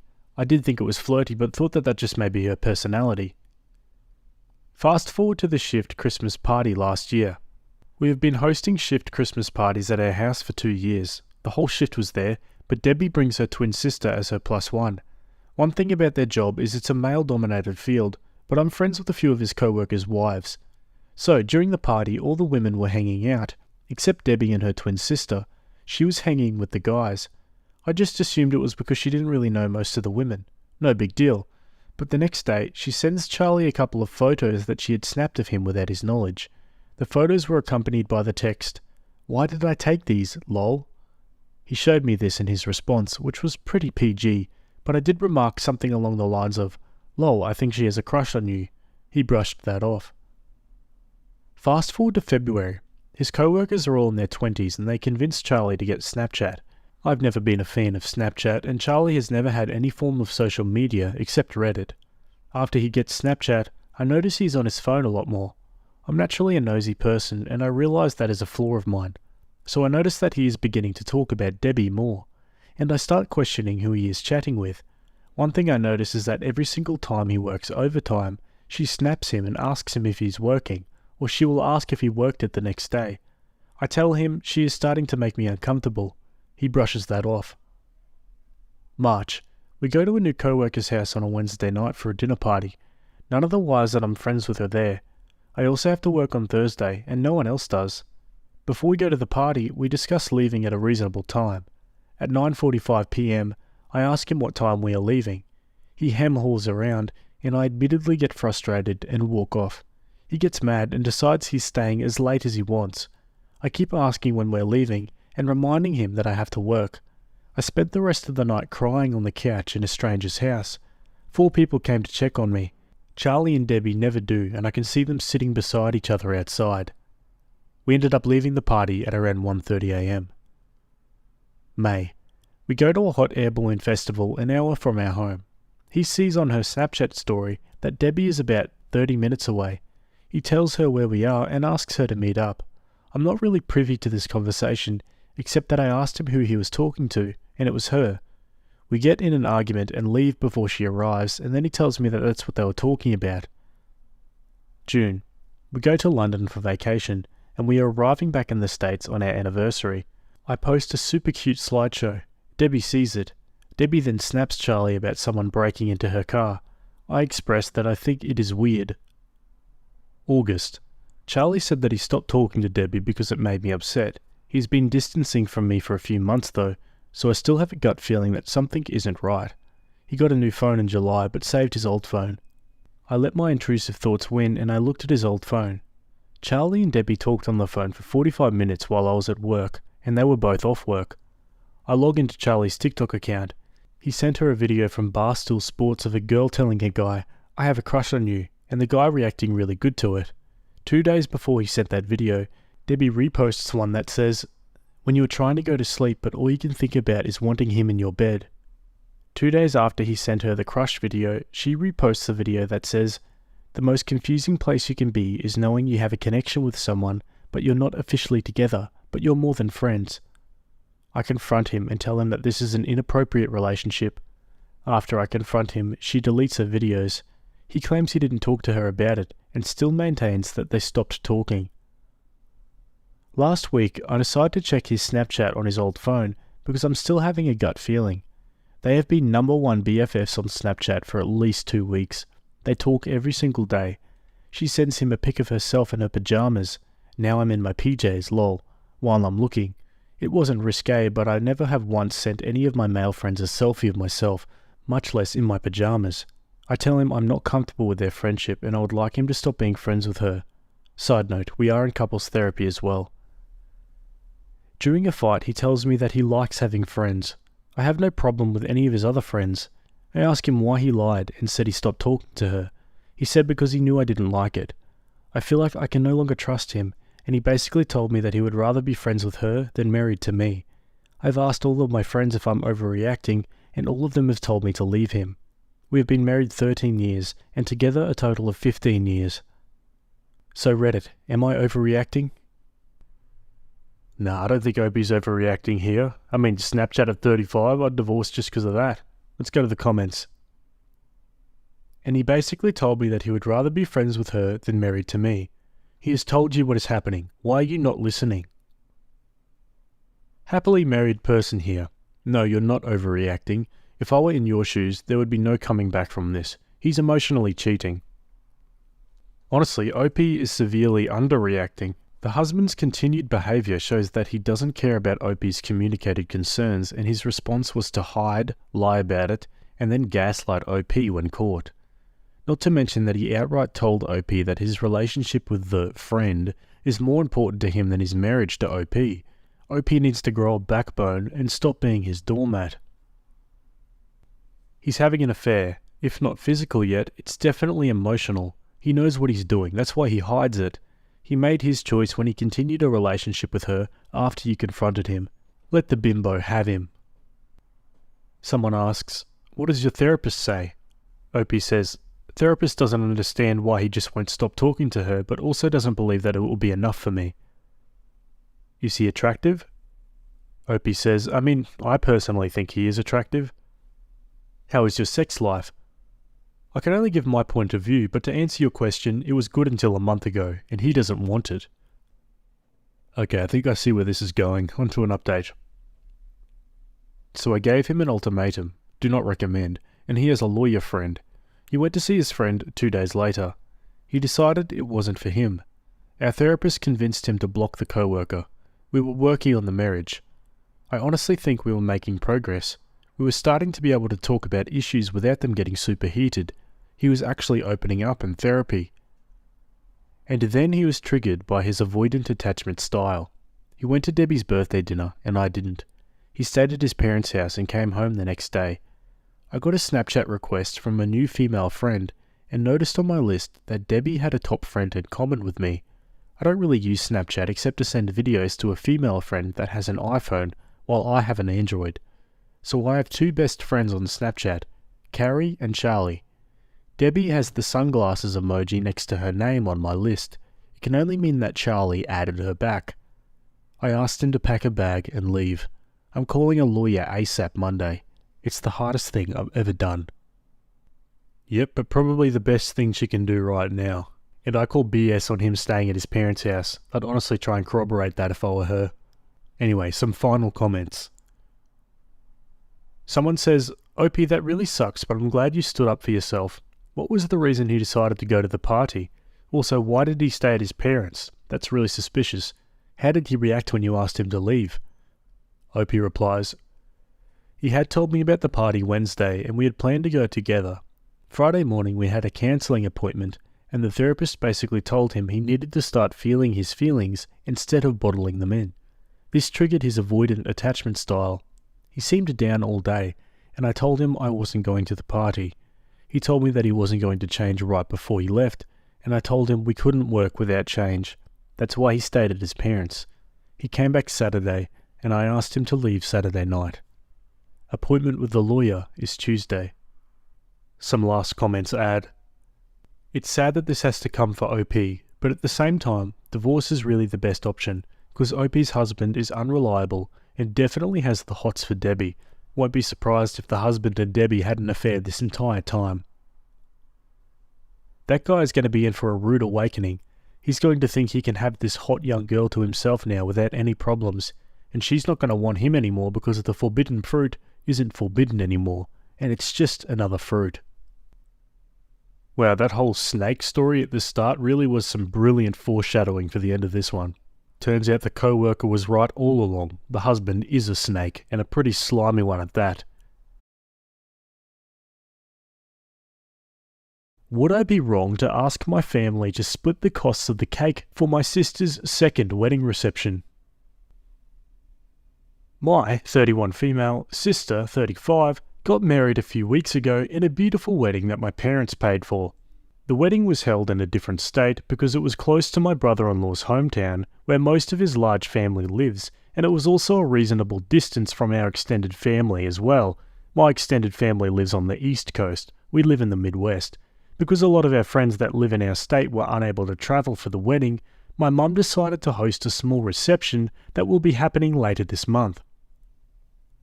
I'm in my last year of law school, and I'm also working a full-time job. When my mum mentioned the idea for the second reception a few months ago, I immediately told her I wouldn't be able to help. I helped plan my sister's wedding, but I volunteered to pay for the cake as a way of contributing. She said that was fine and she would begin planning as soon as the wedding was over. One thing led to another, and I ended up doing 90% of the planning myself. Basically, what would happen is my mum would suggest an idea and ask me to research it. I would present her with my research, and she would ask me to follow up with the vendor. I would do that, but by doing so, I inadvertently became the liaison between the vendor and my parents. The only thing my mum has done on her own is selected the theme, the invitations, and the decorations. I booked the venue, selected the menu, booked the entertainment, designed and ordered the invitations, and as well as made the address labels for them. My parents are still paying for all of the costs. I just did the majority of the actual planning. Here's the problem. In the last 2 months, I encountered 3 unexpected expenses that put about a $1,200 hole in my finances. I even had to pay my rent late this month. By my estimations, I won't be caught up until I receive my holiday bonus from my job in December. Last year, my bonus was $1,300. The cake for my sister's party is going to cost $300. I technically have the money, but I'll have almost nothing left for the month after my bills are paid. Would it be wrong to ask my family to help with the cost? I feel bad for asking because I did volunteer to pay for it, and my parents didn't budget for it. Also, my sister and brother-in-law don't live in our state, so they have to pay for a flight and hotel the weekend of the party. At the same time, there wouldn't be a party if it wasn't for me doing all the work to plan it. Let's check out some comments. No, and you wouldn't be wrong for sending them an invoice for your time spent planning. I wouldn't recommend it though, unless you want to blow up. I would also tell them they need to pay for the whole cake, since your offer of paying for it was contingent on the fact you wouldn't do the planning, yet they had you do most of the planning. You need to find you back home, OP, or they'll continue to take advantage of you. Also, make it clear you won't be setting up for or cleaning up after the wedding, as you have more than done your part. OP replies, I already made it clear to my family that I'm not doing anything else for this party. I'm not even showing up early. The party starts at 5 PM and that's when I will arrive. I now realise that I shouldn't have agreed to do this much, and I won't do it again. For real, she wants a second wedding reception on someone else's dime? That's freaking entitlement. OP says, to clarify, the party wasn't my sister's idea, it was my mum's. My sister supports the idea, but she doesn't care if it happens or not. Not wrong at all. Good luck with school. You didn't choose an easy road, but I'm sure a very positive road. By the way, impressed how much time you spent on your sister. I sure hope she's worth it. OP replies, she's definitely worth it. She's a wonderful sister and she's been incredibly supportive of me. She's actually paying the fee for my bar exam as a law school graduation gift. That's why I stepped up and planned this party for her without hesitation or complaints. It might explain why my family is oblivious to the fact that I've taken on too much. You told them you would pay for it, and you should. Honour your word. You should have reminded your mum that you said you can't help with planning as it happened, and discussed helping her, but not buying a cake then. Maybe asking mum to help or front the money. Say what you mean and do what you'll say you'll do. Be a person who is reliable and keeps their word. It's an extremely important trait. OP replies, I'm not saying this to argue, but I do think it's unfair to say I'm not being reliable or keeping my word. When I said I'd pay for the cake, I didn't know that I would have these unexpected expenses less than 2 months before the party. Emergencies happen. One of the reasons I didn't have money saved to cover these expenses was because I spent so much money paying the costs of being my sister's maid of honour. Travel expenses, dress, hair, makeup, etc. I spent the past year going above and beyond for my sister, and I would gladly do it again. I just don't think I should go broke paying for this cake. Some pretty good arguments from both sides there. Let's go to an update. About a month ago, I posted about a conflict I was having regarding a cake I'd offered to purchase for my sister's second wedding reception. I could no longer afford the cake due to some financial difficulties I was dealing with, and the overwhelming opinion of this sub was that I should tell my family I can't pay for the cake. I followed that advice and it worked out better than I hoped it would. When I told my parents about my problem, they offered to pay for the cake without hesitation. They said it was nice of me to offer to pay for the cake, but they don't want me to do it if it would cause a financial strain. My sister said we could just get a cake from the grocery store, but my parents really wanted it to be a wedding cake and they didn't mind paying the costs. In another surprising turn, my mum called me last week and asked me to explain in more detail exactly what was going on with my finances. I'd been very caught when I told her I couldn't pay for the cake, and she knew there was more to the story. I told her about the $1,200 hole in my finances and she was really empathetic. She told me she'd call me back, and when she did, she had my dad on speaker. They're going to give me $1,000 to help me out. They said they wish they could give more, but it's all they can do on short notice. I was absolutely shocked. This experience has taught me that being a people pleaser only benefits the people around you. I'm finally learning that setting boundaries isn't a sign of weakness, it's a sign of strength. I hope this story can encourage the other people pleasers out there that it's okay to say no. Okay, yeah, great note to end on there. And Opie's parents sound great too, willing to help her out in this tricky situation. I'd love to hear your thoughts about that one in the comments. Either way, let's move on to our next story. Okay, this next one was posted on the Am I the A-hole subreddit. It was written by user Frosty Connection, and it's titled, Am I the a-hole for calling the police on my neighbours and calling her and her husband pedos at their Halloween party? Throwaway. My husband, 39, and I, 35, moved to this country when we first got married due to his work. We had our first child, female 6, here. He was then moved to Germany where our other two, 4 male, 3 female, were born. His company decided to move him here again, but to the opposite side of the country to where we lived the last time after we had our 4th, female, 5 months. So, needless to say, we know the culture despite not being native. Our daughter started school this August for the first time, and a lot of her classmates live in the same area we do. One of the boys in her class lives at the end of the road behind us.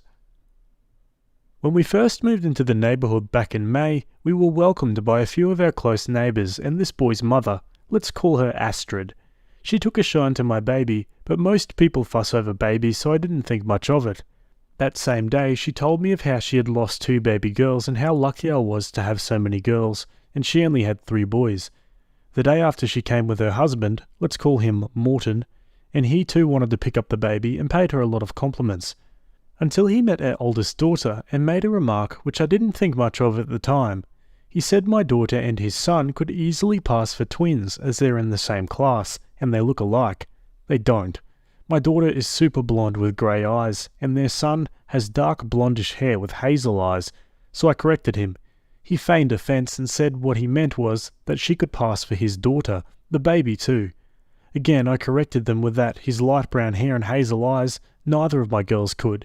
He once again insisted and said, I mean our features, not the colouring. Then he laughed it off and said he was just joking. They then invited us to go out for drinks, but we declined as neither one of us drinks and we don't like to be too friendly with the neighbours. During the summer when we bumped into them at the local store a few times, Morton and Astrid would call her Jules Jern and sing a song from a famous movie here. After a few times I told them to knock it off as it was no longer funny. Since May and up until a week ago, they've tried to invite us to many get-togethers, which I found strange as they hardly ever invite the neighbours that they've known for longer than us. Morton and Astrid would quite often talk to my daughter on her way back to school, as she passes their house on the way home, and she said that it bothers her as they've both tried to pick her up, and Astrid has tried a few times to touch her hair. When my husband confronted them about it, they said it's just the culture here. It's not. The picking up and touching her hair stopped after that. At the beginning of October, they wanted us to help them host a Halloween party at the end of October, and wanted us to meet with them at their house so we could coordinate the children's costumes, especially the quote-unquote twins. We declined again as we don't celebrate Halloween. They tried to convince us otherwise and were very pushy, even had their son knock on our door a few times to play with his twin after school. Knocking on doors to play with other children is normal, and most children roam out and about as it's a safe neighbourhood and country, so that part was never suspicious to me. However, after the umpteenth time of calling my daughter one of his twins, I put my foot down and said he needed to stop joking about it, as it's not funny anymore. My husband goes offshore at times due to his work, and it's been me and the children since mid-October. My daughter's teacher also lives in the neighbourhood, and she is a childhood friend of Astrid. She was present in the park by our house when Astrid came up to me and handed me 3 costumes, one for each of my girls. She said as we don't celebrate Halloween, her and her husband decided to host a Halloween party instead and wanted my girls to wear these. I was shocked but told her no, it would not happen. The teacher tried to convince me that this would be a nice way of meeting other families and it would be fun for our children. Astrid said she'd spent a lot of money on adjusting the costumes and had found the right hairstyle for my daughter to go as Gretel to her son's Hansel. I told her no one made her spend the money as I had made it very clear that none of my children would be going. Right in front of me she took the hairband off my daughter's hair and tried to put on the one that she'd bought for the costume. I told her to stop and started walking off. She tried to apologise and said, "Relax, we're neighbours and friends." Her teacher followed me and said not to be uptight and that Astrid meant no harm, she just likes girls. On Monday, my daughter came home with a different hairstyle and accessories to what I'd sent her off with. I asked her how she got them, and she said her teacher had done her hair during lunch. I asked her if she'd played rough so her hair needed to be fixed, and she said no. Yesterday morning I spoke to her teacher, and she confirmed that it was indeed her who had fixed her hair, and that it was Astrid who bought the stuff. I asked her why she would go against my wishes, to which she said it was only hair stuff, and Astrid didn't want to throw it away as she'd spent money on it. She thought with 3 daughters I would appreciate help with some free accessories. She also said that I'd not made it explicitly clear not to fix my daughter's hair. I left after telling her to never do it again and returned the stuff. In the evening, the neighbourhood children went trick-or-treating. Those participating were informed it would last from 6 to 8. I let my daughter go off and play with one of the other girls who wasn't trick-or-treating. At about 7, I couldn't hear them, so I went outside to check, and they were not there. I asked one of the other children if they'd seen her, and they said Morton and Astrid had collected her in their car, and her friend had gone home. I asked next door to watch my other 2 while I ran with the baby to their place. When I arrived there, they were having a party in the garden, and my daughter was there. She had her hair done, and she had a candy bag. She was also wearing the costume. So, in my anger, I called the police before speaking to anyone, and once I got off the call, I called both of them pedos and everything under the sun in multiple languages. When the police arrived and I spoke to them, we left. Today at school, her teacher was very short with me and said there was no need for that as Morton volunteers for the children's football club. Having a police report filed on him was not the wisest of choices. She explained that if I wasn't happy, I should have asked for a mediation appointment at the school instead of embarrassing Astrid and Morton in front of everyone. She also mentioned that it was her who helped my daughter change into the costume, and it's not unusual for teachers to help their students change here. That part is partially true for this country. She said Astrid has been grieving and her behaviour is normal for someone who lost so many children one after the other, and not to make it harder on her, as people have gossiped quite a bit about it. She said they didn't know they'd crossed a line and it wouldn't happen again, so just drop the complaint at the police. On Friday, I have to make a full statement at the police station. She wants me to cancel it, as Astrid and Morton are not bad people, and she thinks I should be glad someone else thinks this highly of my daughter. She wasn't harmed, and she sees no reason for me being angry, as the children all play into each other's garden anyway. She said not to blow things out of proportion, as at no point was my daughter alone with Morton. Am I the a-hole for calling the police instead of mediation at the school as the first step, because it was from a place of love and grief that they did this? Whoa, now this is weird. Yeah, vibes are off with that family, that's for sure. Let's check out the comments. Not the a-hole. You've stated repeatedly and in front of witnesses that neither you nor your daughter would go to the party.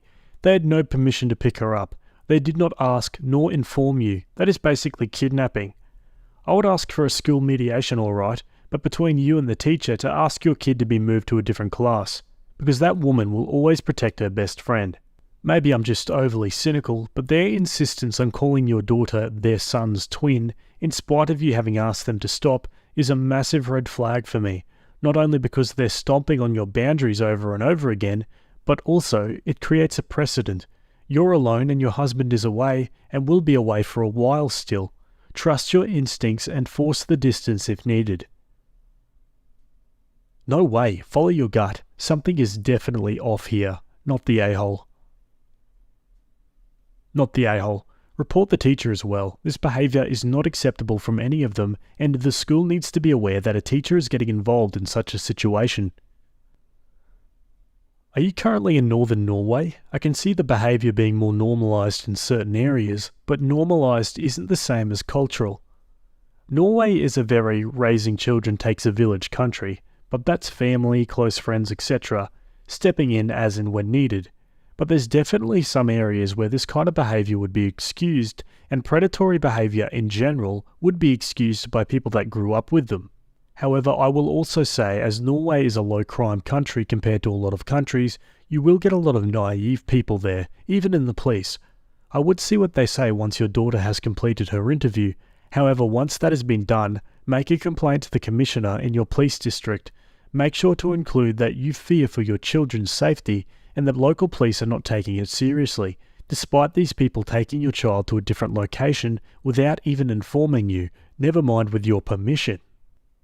You can then complain nationally if the local commissioner doesn't do anything. I have my fingers crossed for you that they listened, but to be honest, I would not hold out much hope, unfortunately. Edit to add, the people who are telling you that you are the problem are part of the problem and would most likely excuse and enable certain people in their own areas. I'm sorry you're having to deal with that. OP replies, I am in the southern part. I already mentioned what they've done and how scared I was. I also provided the text they sent me after I collected my daughter. It's strange because it's a safe country with no child abductions and murder, yet this type of behaviour is excused. I learned that while my daughter was being changed, Morton was present, and although he didn't help with the clothes changing, he did with her hair, and picked her up to take her downstairs to their garden. They changed her not in one of the bedrooms of the children or the bathroom, but in their own room. The female police officer said nudity is not seen as bad here. It's normalised, but since when is it okay to undress someone else's child, especially 3 adults are present while it's happening? It's almost like the female police officer was saying it's no big deal. Let's go to an update. Thank you for all the reassurances. It was helpful. A lot of people asked about an update and many DM'd to see how it was going. We filed a report at the police station and basically we were dismissed. We had 2 female officers on the first day, but a male police officer came in and offered us some water and tried to do small talk. He is the ex of my daughter's teacher and told us as much. We had to do the report over 2 days, as on the first day my daughter was too tired to relay all the details. On the second appointment, we had the 2 female police officers and her ex also joined us. It seemed like he'd already talked to her teacher about it, but he denied it when I confronted him about it, citing confidentiality. I was told they would have a word with Astrid and Morton, but I doubt they took it seriously as all 3 kind of defended their actions, wanting to know why I wouldn't let my daughter go to the party. When we got home, we had a knock on the door in the evening, and it was Astrid and Morton. I didn't open the door. On Saturday the 11th, while my daughter was playing in the garden with my next-door neighbour's children, she said Astrid was taking pictures of her from across the street. On the Sunday they came by again and kept knocking on the door. They said they knew I was inside and that they wanted to talk. I didn't open the door. I phoned the police and they said if they become violent, call back. In the meantime, just open the door and tell them you don't want to talk to them. I didn't and they left. They left a message in my post box. It was a long message about how they felt connected to my daughter and how I should take better care of her, how they know how it feels to lose a child and that they only want what is best for her. On the 15th, I kept my daughter from the school as she said that Astrid's son kept teasing her. Instead, I spoke to the principal about the matter and explained that I needed this absence validated. I took my daughter to the store and I think maybe I was followed because not 5 minutes had gone by when Astrid walked in and bumped into me by the dairy section. She apologised and blocked me in with her cart because I tried to get away. She started talking to my daughter and tried to stroke my baby's hair, so I screamed. That made her walk away from me. The day after, I found another note in my post box telling me to not be so hysterical, and I have that saved. I phoned my husband to come home or find a reason to get home ASAP. On the 18th, both Astrid and Morton confronted me in the park and wanted to know why I was keeping Jules' Jern away from them due to a misunderstanding. I told them politely, Morton is a big guy and I'm not as strong as him, that my husband was home. I lied. They walked away. I phoned the police and gave them the latest evidence on the harassment, but they said they would have a word with the 2. On Monday, I attended a meeting with the principal and the teacher where she apologised, but she made it out that it was a misunderstanding. The principal was very nice and told the teacher to back off sternly and not to mix her professional life and private life. Astrid and Morton came by my house that evening, and while I was attending to the laundry in the basement, they were talking to my girl in the garden, and she let slip that her dad wasn't home yet. They gave her some cookies, but she threw them in the outside bin while they watched on. On Tuesday, they confronted us on the way to school and asked me why I lied about my husband. Luckily, I wasn't alone, and one of the neighbours on my street told them to back off. On the way back from picking her up at the end of the day, we took a taxi home. In the evening, they were begging on my door again, and they had their sons with them. I called the police, but they only arrived after they'd left. I discussed it with my husband on the phone, and he managed to get 3 days off, but he won't be home before this weekend, as his workplace didn't see it as an emergency until yesterday's incident. Yesterday they came by again while we were in the park. I was preoccupied with my son, and I noticed a tap on my shoulder. It was Morton holding my daughter, and he said I should take better care of her as she might walk into the road while my attention is elsewhere. He made it out as if she'd run into the street, but my daughter denied it. I grabbed her and the other children and left and packed some stuff. I asked my next door to collect my post and hold on to it while I booked a hotel. She informed me that the post office will do it for free for 14 days, but that she'll look out for my house and note if they come by again. Word's gone around that they're being a bit weird about my daughter. I have been staying in this hotel since, and my husband is arranging a ticket for us to visit my parents before the Christmas holidays. At this point, I don't want to stay here anymore, and my husband will have to ask for a transfer. I spoke to the principal, and she said she'd check in on my daughter in the morning and keep her at pick-up time, and I can pick her up from the office. I haven't told the principal about our moving plans, just in case she mentions it to another teacher, and it gets back to Astrid's friend. I hate lying, but feel that if I don't, it may put us at risk. One of my neighbours on the other side of the street said both Astrid and Morton have mentioned that they suspect that I neglect my child, and that they tried to insinuate that maybe I was too overwhelmed with 4 little ones while my husband was offshore. She told them I wasn't, and they have now moved on to another neighbour trying to badmouth me. It seems like they're recruiting witnesses and helpers, so my neighbour said it's best to keep documentation in case they call CPS on us, and to get a copy and confirmation from the police that there is bad blood between us. My husband can deal with the paperwork and the aftermath and join us when he can arrange a transfer, but I am not staying here anymore. Wow, what is wrong with those people? I was getting mad just reading that, like leave that poor woman alone and her children. Yeah, very creepy. And if it is grief, then there's still no excuse for that. Anyway, that's the last update we've got for that for now, but yeah, I really hope OP gets out of there. What do you guys think? Let me know down in the comments. I received a request for child support from a woman I've never met. I am a cis woman and have never had children. A few days ago, I received a notice from an attorney that I am being sued for child support from a woman I've never met or heard of. Context: I am a biological cis woman. I am straight. I have 0 children. I've never done surrogacy, egg donation, or even given birth or come close to it. I contacted the attorney listed on the document, a fairly well-known attorney around where I live, to make sure it was legit, and yep, it's legit. He stated that his client came to him to sue me for backdated and future child support for her 15-year-old, and stated I'm the biological father. The attorney had my name, address, and info like my birthday, where I went to high school, etc., yet somehow didn't know that I'm a woman? The attorney also stated that the woman is in her 40s, repeated her name to me and verified with me if I know her. I stated I've never met or heard of her. I'm a biological woman who has never had a child, and even brought up that if I was a man and was the biological dad, how would she not be in trouble for statutory assault, as I would have been barely 15 when the child was conceived, and she would have been mid to late 20s. The attorney stated that as an attorney he needs to follow through, and I need to see him and sign the documents and do a DNA test to confirm any relation to the child. I informed the attorney that it's literally impossible for me to be the father, but he won't take no for an answer, and told me to bring my lawyer to his office tomorrow. Do I actually need to get an attorney? Can I just show up and be like, look at me, very much a woman, and have never given birth, leave me alone? I need some proper guidance on where to go from here. What the hell? How does someone get that mixed up? Let's go to the comments. Do not meet with this a-hole. Let them serve you a court summons if they want and show up in your Sunday best. What about a bar complaint for misrepresenting facts to the court? Don't meet. Let them give you a court date. I doubt you need an attorney. If they're claiming you as the biological father, then honestly all it will take is for you to show up to prove you're not, especially since they're claiming you're the biological father and not trying to say you're the mother. I'd maybe get an attorney just in case they try some shady work and changing it to you being the biological mother and even forging documents, but that's doubtful since it's claiming you as the father. On to an update. Sued for CES update. First, to answer some questions I received via PM and saw posted. No, I do not have a masculine or gender-neutral name. I actually have a very long feminine first and middle name. Both are also spelled very uniquely.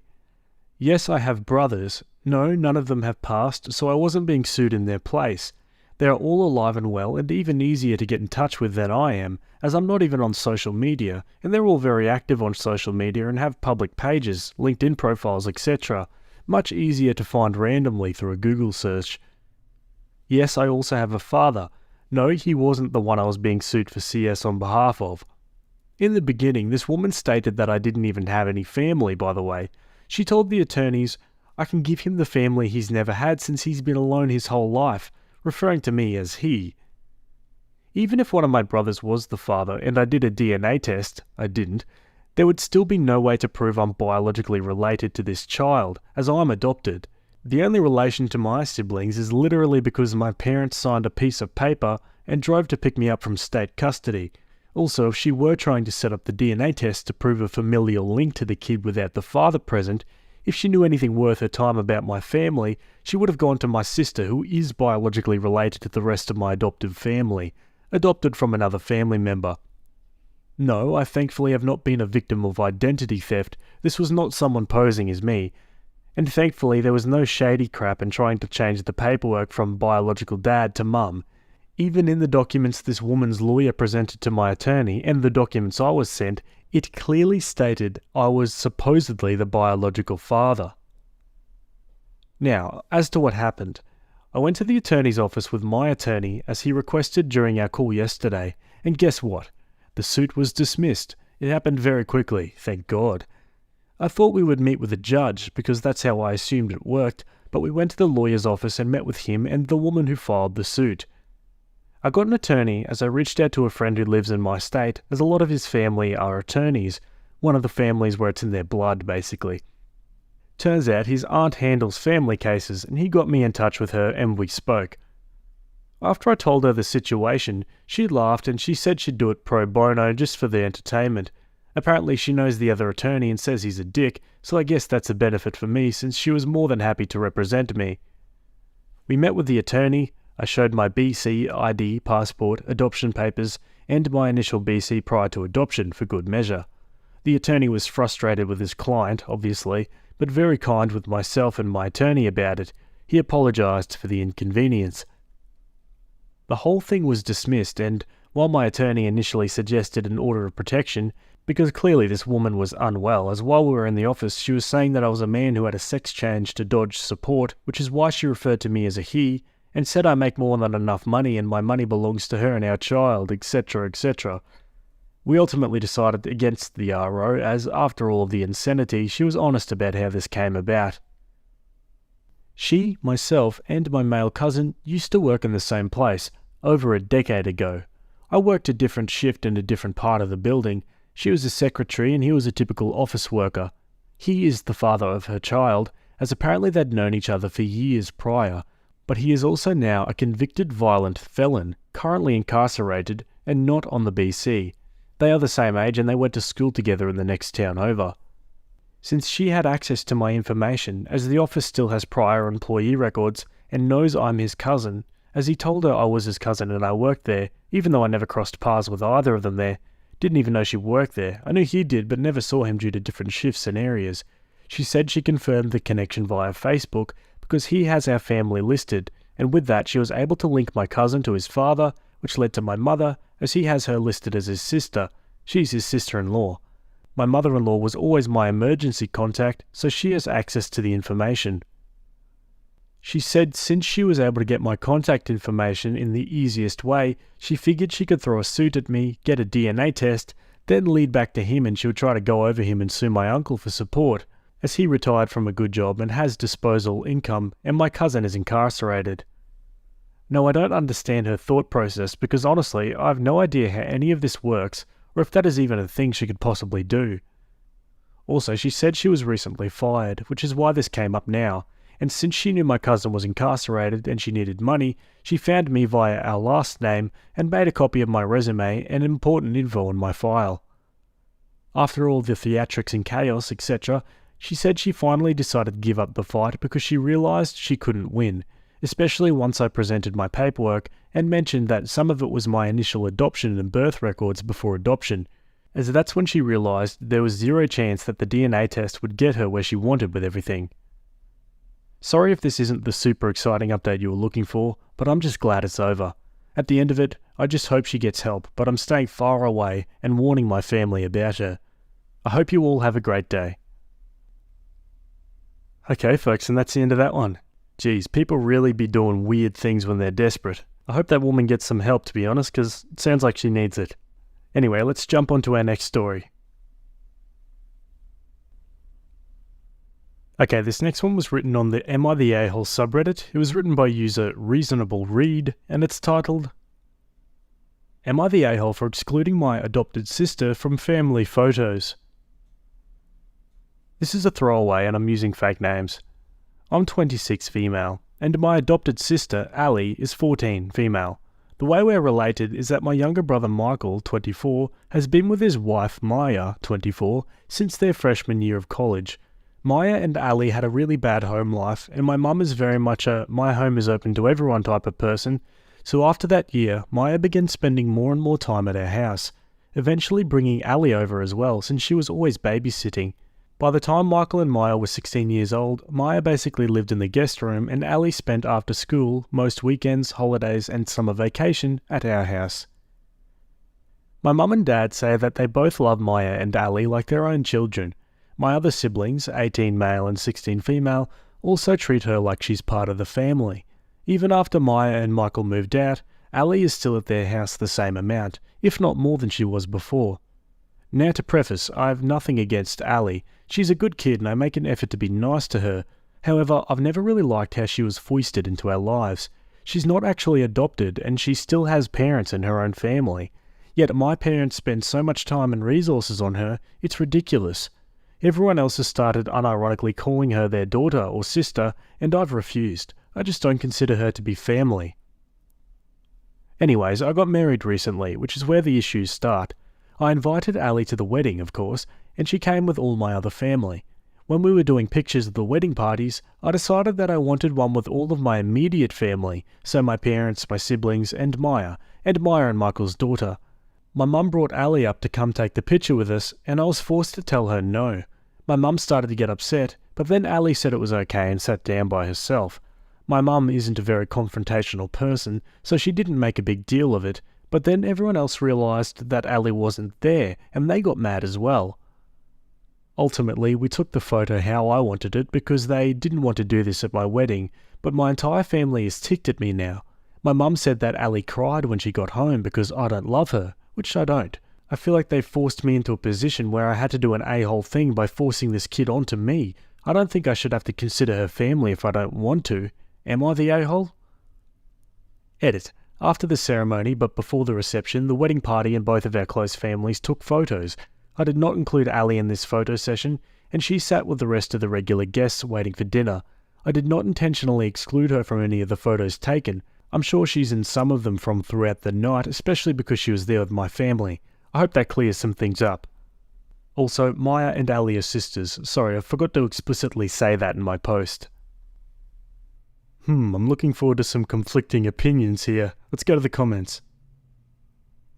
I'm so sorry, but you're the a-hole. Unless my math is failing me, this child entered your life when you were 16, and she was about 4, and you already had 3 other biological siblings younger than you, but older than her. Your words sound resentful, as if you started being neglected at that time. But you're taking it out on Ali, like her sister babysitter removing her from her really bad home life as a preschooler was her fault, like she had designs on working her way into your family. That's not what happened. I hope you understand that. Perhaps therapy could help. You're the a-hole. You said this girl's been living with you and your family for 8 of her 14 years, since your 24-year-old brother was 16. More than half of her life, and basically a third of yours. That is a long time. On top of that, you let her sister in the picture. You say you wanted a picture with your immediate family, but included Maya, the girl's sister, and Maya's daughter, the girl's niece, who, despite being the spouse and child of your brother, would not be considered immediate family. You basically included every important person in this girl's life in the picture, but not her. I'm normally very much on the side of, it's your wedding, it's your call, but this seems like you are being unnecessarily cruel to a child that clearly is in an already horrible situation. Against the grain a bit, but no a-holes here. Judging by the ages, you were practically out of the house when Ali became a factor into your family's lives. It does seem like you didn't have a chance to develop the same relationship with her as the rest of your family. She's family to them, she is not family to you. That's not really anyone's fault, but kinda how the circumstances came out. You have no official relationship and no personal relationship. While you could have taken the extra photograph to keep the peace the day of, the fact is, you would have felt weird including someone neither you nor your fiancé consider family in a photograph, and likely preferred the photograph without her as is. If that's the one you chose to display at any point, it's just tabling the same fight for another time. She was essentially invited to keep the peace as is, not because you wanted to celebrate your wedding with her. You just didn't mind her coming along. It's your wedding day and supposed to be celebrating with family and the people supportive of the couple, which Ali technically is, not because you guys have no real relationship. There might actually be a slight a-hole to the parents. If they want you to accept Ali as a sister, what have they actually done to build a relationship between you guys? It kinda seems like they were expected you to just have one, and it doesn't work like that with older children. We actually see a lot of that in this sub with step and half siblings. This is really the same scenario. OP just has no personal relationship to Ali, so it makes sense OP would feel weird about a stranger to her being in the wedding photos. Yeah, some interesting points there. What do you guys reckon about this one? Let me know down below. I got a feeling we might have some conflicting arguments here, which is always great for discussion. Okay, on to an update. The people who are agreeing with me are starting to convince me that I'm wrong. To the people calling my parents nasty things in my PMs or just saying that they aren't good people, you're dead wrong. My mum is the most caring and kind-hearted woman in the world, and I should have made that more clear in my post. To be clear, I am also not a monster. I don't mistreat Ali. I get her birthday and Christmas gifts every year. However, I'm starting to understand that I did do a crappy thing by publicly excluding her at my wedding because I wanted it to be exactly how I imagined, especially because my mum was apparently blindsided by my feelings.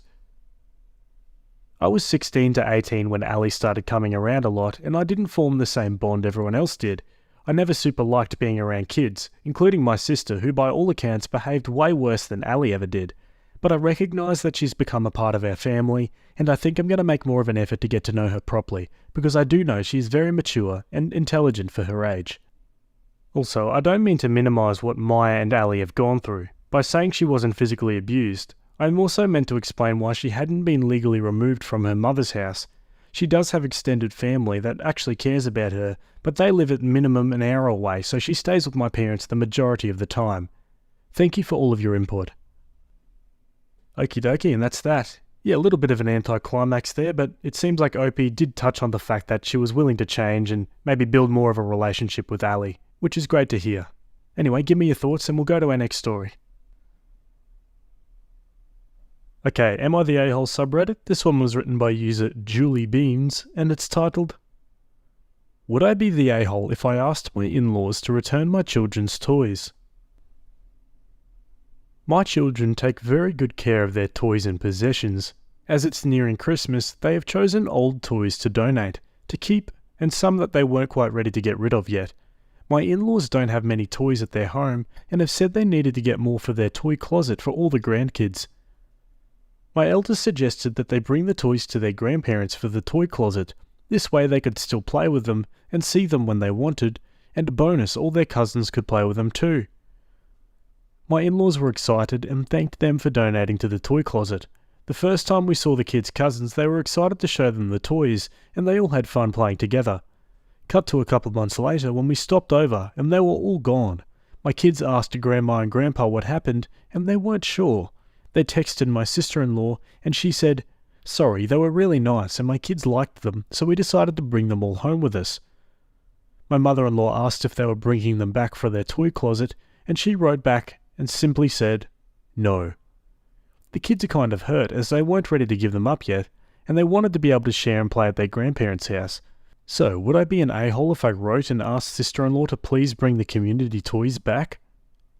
For additional info, my in-laws are afraid to anger sister-in-law because she is very easy to hold a grudge. So this convo would fall on myself and or my husband, who also feels the same way. He actually suggested we ask on here, quote, "We might be the a-holes if we do this, let's ask Reddit first." Also, their kids have plenty of toys at home, so it's not like they don't have anything to play with. Also, there are multiple families who come to their home with kids, not just our family and this particular brother-in-law's family. My husband has 4 other siblings with kids. Let's check out some comments. Not the a-hole. Your kids put the toys for all the kids in the family to share, not for other parents to treat as a free toy store. It doesn't matter if your kids have a lot of toys and sister-in-law's kids have no toys at all. If sister-in-law wants free toys, she has to ask for free toys, not steal from the shared toy closet at the grandparents' house. This level of entitlement is nasty. Not the a-hole, but don't put yourself in the line of fire. This is your husband's sibling. He should take the lead in all communication in this attempt to get the stolen toys back. Not the a-hole. Those toys were there for all the grandkids to play with and were not meant to be taken. I would absolutely demand that those toys be returned. Okay, Opie is very much voted not the a-hole in this regard. Let's go to the update. I have to say that I was surprised at the number of people who said I was not the a-hole. It really made us feel better, and thank you guys for giving us advice on what to do next. We spoke to my mother and father-in-law, and husband told them he didn't like that they were too afraid to say anything.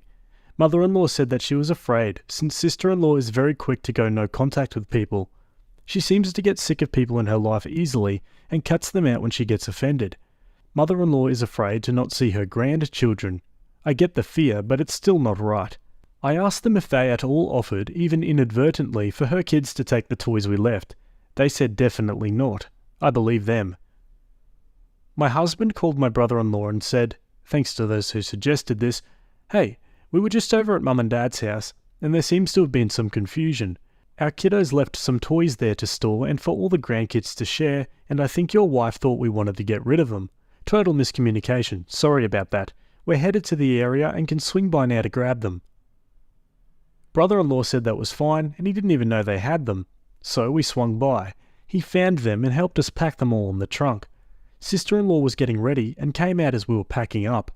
Her face got red and she turned around and went back into the house. We stood out for a while talking to the brother-in-law until he checked his phone. He said he had to get inside and he went in to talk to his wife. We could hear through the walls that she was yelling and crying.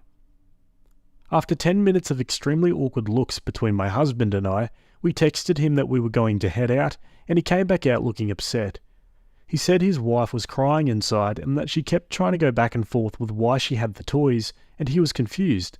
We just played dumb and said that our kids couldn't find the toys we left when we went back, and were told that you guys had possibly accidentally taken them. He said he was sorry, and we said our goodbyes and left. Sister-in-law has since been posting about how family isn't blood, and how she doesn't know who to trust anymore. I'm sure it will blow over one day.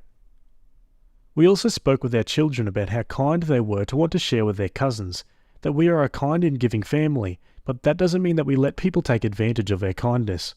That we understood that these were given to stay at Grandma and Grandpa's, and how upsetting it was that they weren't there, but that it was maybe a misunderstanding, and Mum and Dad got them back now.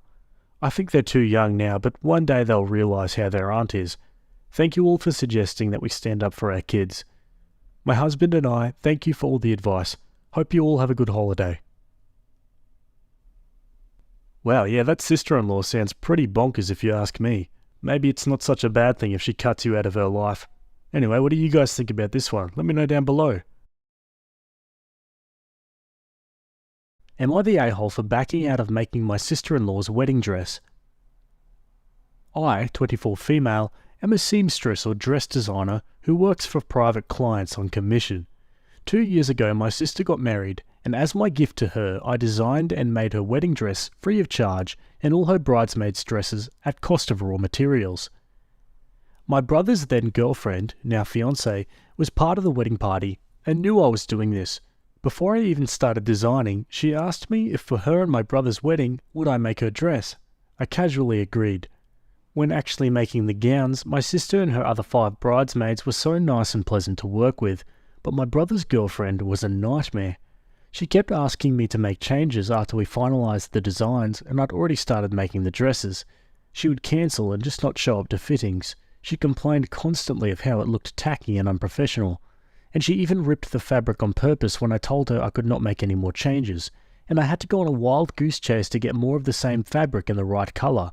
The place I bought it from no longer carried it.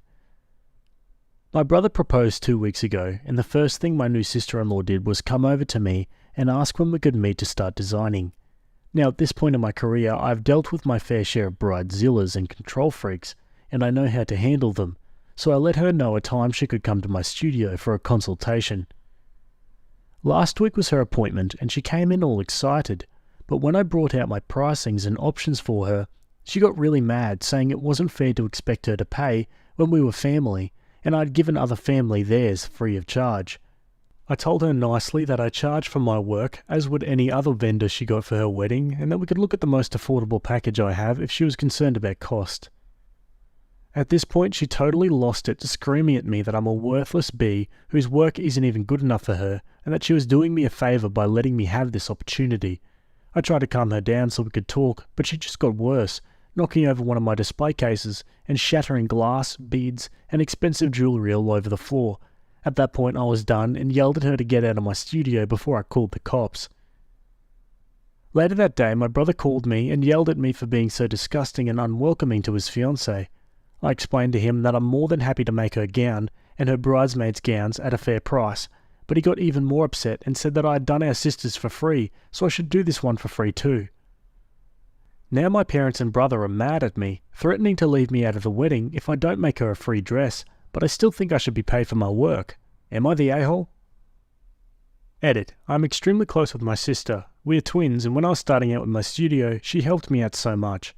I love her and wanted to give her a specialised one-of-a-kind gift, and since dressmaking is what I'm good at, that is what I decided to give her.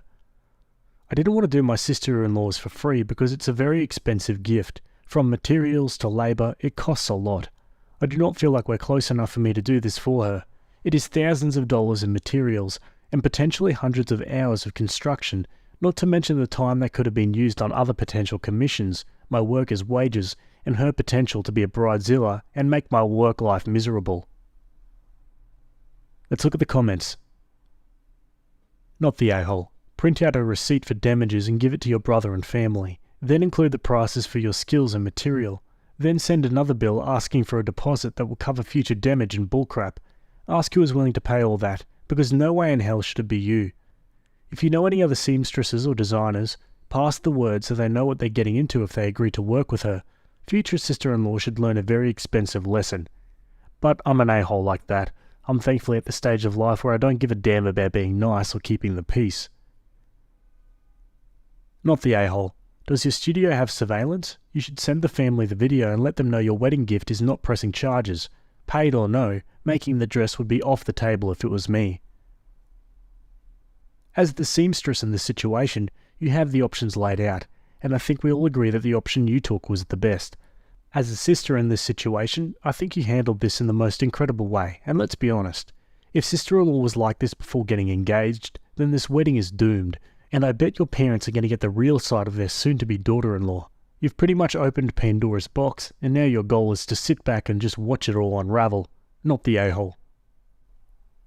Yeah, hard to disagree with those comments. Let's go to the update. First of all, thank you for all your comments, positive and negative. They really helped me see what I did wrong, how I could have handled it better, and what I should do going forward. So as many of you suggested, I sat down with my parents and brother and told them the story from my perspective, from how sister-in-law behaved 2 years ago, through what happened in my studio last week with the CCTV footage as proof.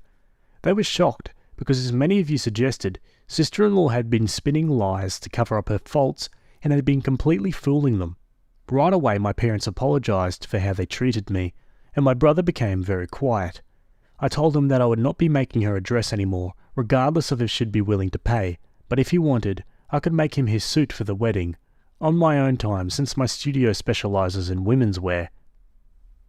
My brother thanked me and left. The next day I got a call from sister-in-law. She was furious. She wanted to know what sort of manipulation and lies I told my brother to make him put the wedding on hold.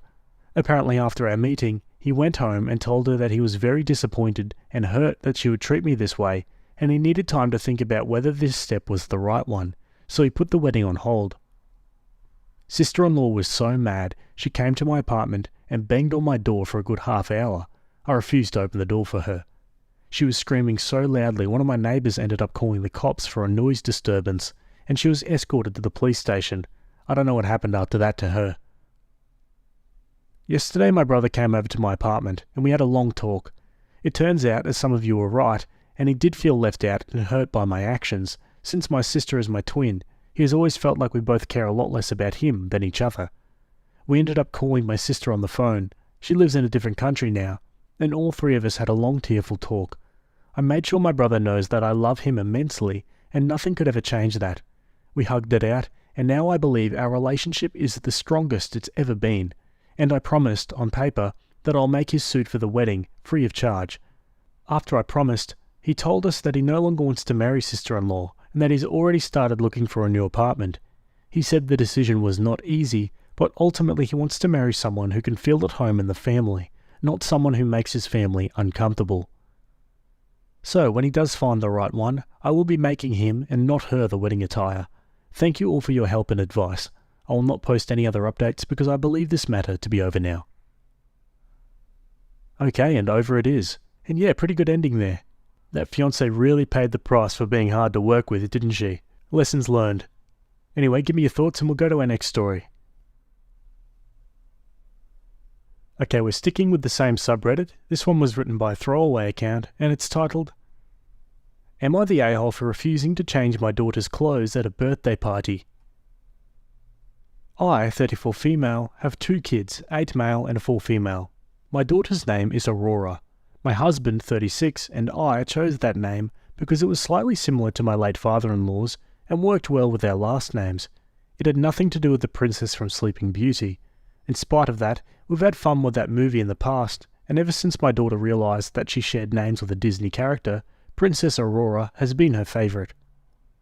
Our family went to Disney World in July, and while there we bought my daughter a Princess Aurora costume. She adores it, and wears it whenever she has the chance. 2 weeks ago, one of Aurora's friends from school threw a princess-themed birthday party. She encouraged her friends to wear costumes. My daughter wanted to go as her favourite character, which didn't surprise me at all. When we got to the party, the birthday girl came to greet my daughter, and she was also dressed as Princess Aurora. I didn't know what her costume was going to be prior to the party. I got worried for a second, but the birthday girl was actually really excited. She said that they looked like twins. It was adorable. They ran off to play, and I forgot about the costumes for a while. About 30 minutes into the party, I was at a table with some of the other mums when the birthday girl's mother came up to me. She asked if I'd brought any spare clothes for Aurora. I said yes. I always bring an extra shirt and shorts for her. She then asked me to change my daughter into the spare clothes and out of her costume. The mother explained that she'd hired a photographer to walk around taking pictures of the kids and was also planning on getting a group photo near the end of the party. She didn't want anyone wearing the same costume as her daughter in these pictures. She also thought her daughter might get jealous, since my kid gets to share her name with their favourite princess. Now, if the birthday girl was the one who had a problem, I might have considered changing Aurora into her spare clothes. But no, she was genuinely excited they were dressed the same. It also didn't feel fair to force my daughter to be the only one without a costume in a party full of children in princess dresses. I said no and explained my reasoning to the girl's mum. She insisted for a few minutes, but I held my ground. Some of the other mums started to back me up, and she eventually got up and left. When I went to pick up my kids earlier this week, I ran into her friend's mum. She accused me of ruining her daughter's party by allowing Aurora to wear the same costume as her. She told me she doesn't think she'll ever be able to look at the pictures without being disgusted by my behaviour. I thought she was exaggerating, but I'm starting to doubt myself. Our conflict has found its way to the mum group chat we're both in, and opinions over there are divided. Some think having 2 girls wear the same costume is no big deal, and others think I should have changed my daughter's clothes. Am I the a-hole? On to the comments. Oh, you've got to be kidding. You are really not the a-hole here. That mum, what a piece of work. Jealous that a 4-year-old is going to outshine her precious? Gross. Gross and terrible behaviour on her part. She should be ashamed. I think it's adorable the birthday girl was so excited that another Aurora showed up. Good job standing her ground. Nobody puts baby in the corner. Lol. That mum has some issues she needs to sort out. Wow. If she was so insistent that no one else be dressed as Aurora, why wouldn't she specify that when she sent out invites? Not the a-hole. It sounds to me like another example of a mum wanting her little angel to be the only special one. I mean, I get that it's the kid's birthday party, but it was a princess party. Your daughter dressed up as a princess. If there was nothing indicated not to dress as that specific princess, then you did nothing wrong. This is on that mother and her own expectations. Opie clarifies. If the birthday girl was upset, I would have changed my daughter. I might have even driven home, changed her into her merited dress, her second favourite, and then back to the party. But that's not what happened, and both were really excited. Other princesses there were duplicates. There were only 2 Auroras, my daughter and the birthday girl. Besides them, there were, I think, 3 Elsas, 3 Ariels, 2 Jasmines and 2 Belles. There were also some princesses that only appeared once. Edit. I checked the group photo. There were 20 girls. 3 Elsas, one was from the second movie, Ariels, 2 were live-action Ariels, and Belles. Hadn't seen one of them at the party. 2 Auroras, my daughter and the birthday girl, Jasmines and Cinderellas. 1 Snow White, Tiana, Moana and Anna, the latter being the toddler sister of one of the Elsas. Of these 20 girls, I only knew 12, the ones who go to school with my daughter and the toddler. I'm assuming the other 8 were friends from out of school or related to the birthday girl. I also forgot to point out that the party wasn't held at the birthday girl's house. It was one of those kids' party venues. On the father-in-law's name. I thought someone was going to ask that. Our family is Brazilian. In some regions of Brazil, the names given to people born before the 50s are not exactly common anymore. Alright, on to an update. Hey everyone, thank you for assuring me I did the right thing. This might get a little long. Since my post on Thursday, 2 days after the mum group started debating, 3 things happened. 1. On Friday, my husband went to pick up the kids.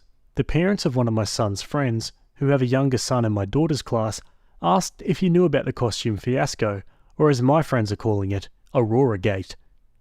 I had told him everything. He said the birthday girl's mother was being ridiculous as I had no idea what her daughter's costume would be. The mum he was talking to asked, "Wait, she didn't know?" She called me and I told her my side. Turns out birthday girl's mum told people that I'd been informed about the costume and to avoid dressing Aurora the same, weeks prior to the party. The story was warped before it even got to the group chat. My side of the story made it to the group chat. After some pressure, birthday girl's mum eventually confessed she'd lied about me. Most of the other mums had apologised to me by Sunday. 2. Also apologising to us on Sunday were birthday girl's father and maternal grandmother. She's visiting them for a few weeks. Apparently, birthday girl's mum had been complaining about the party almost daily. Since they got the photos back, birthday girl's mum has been insisting that there isn't a single good picture of her daughter without another girl wearing the same costume. Aurora and birthday girl were playing together most of the party.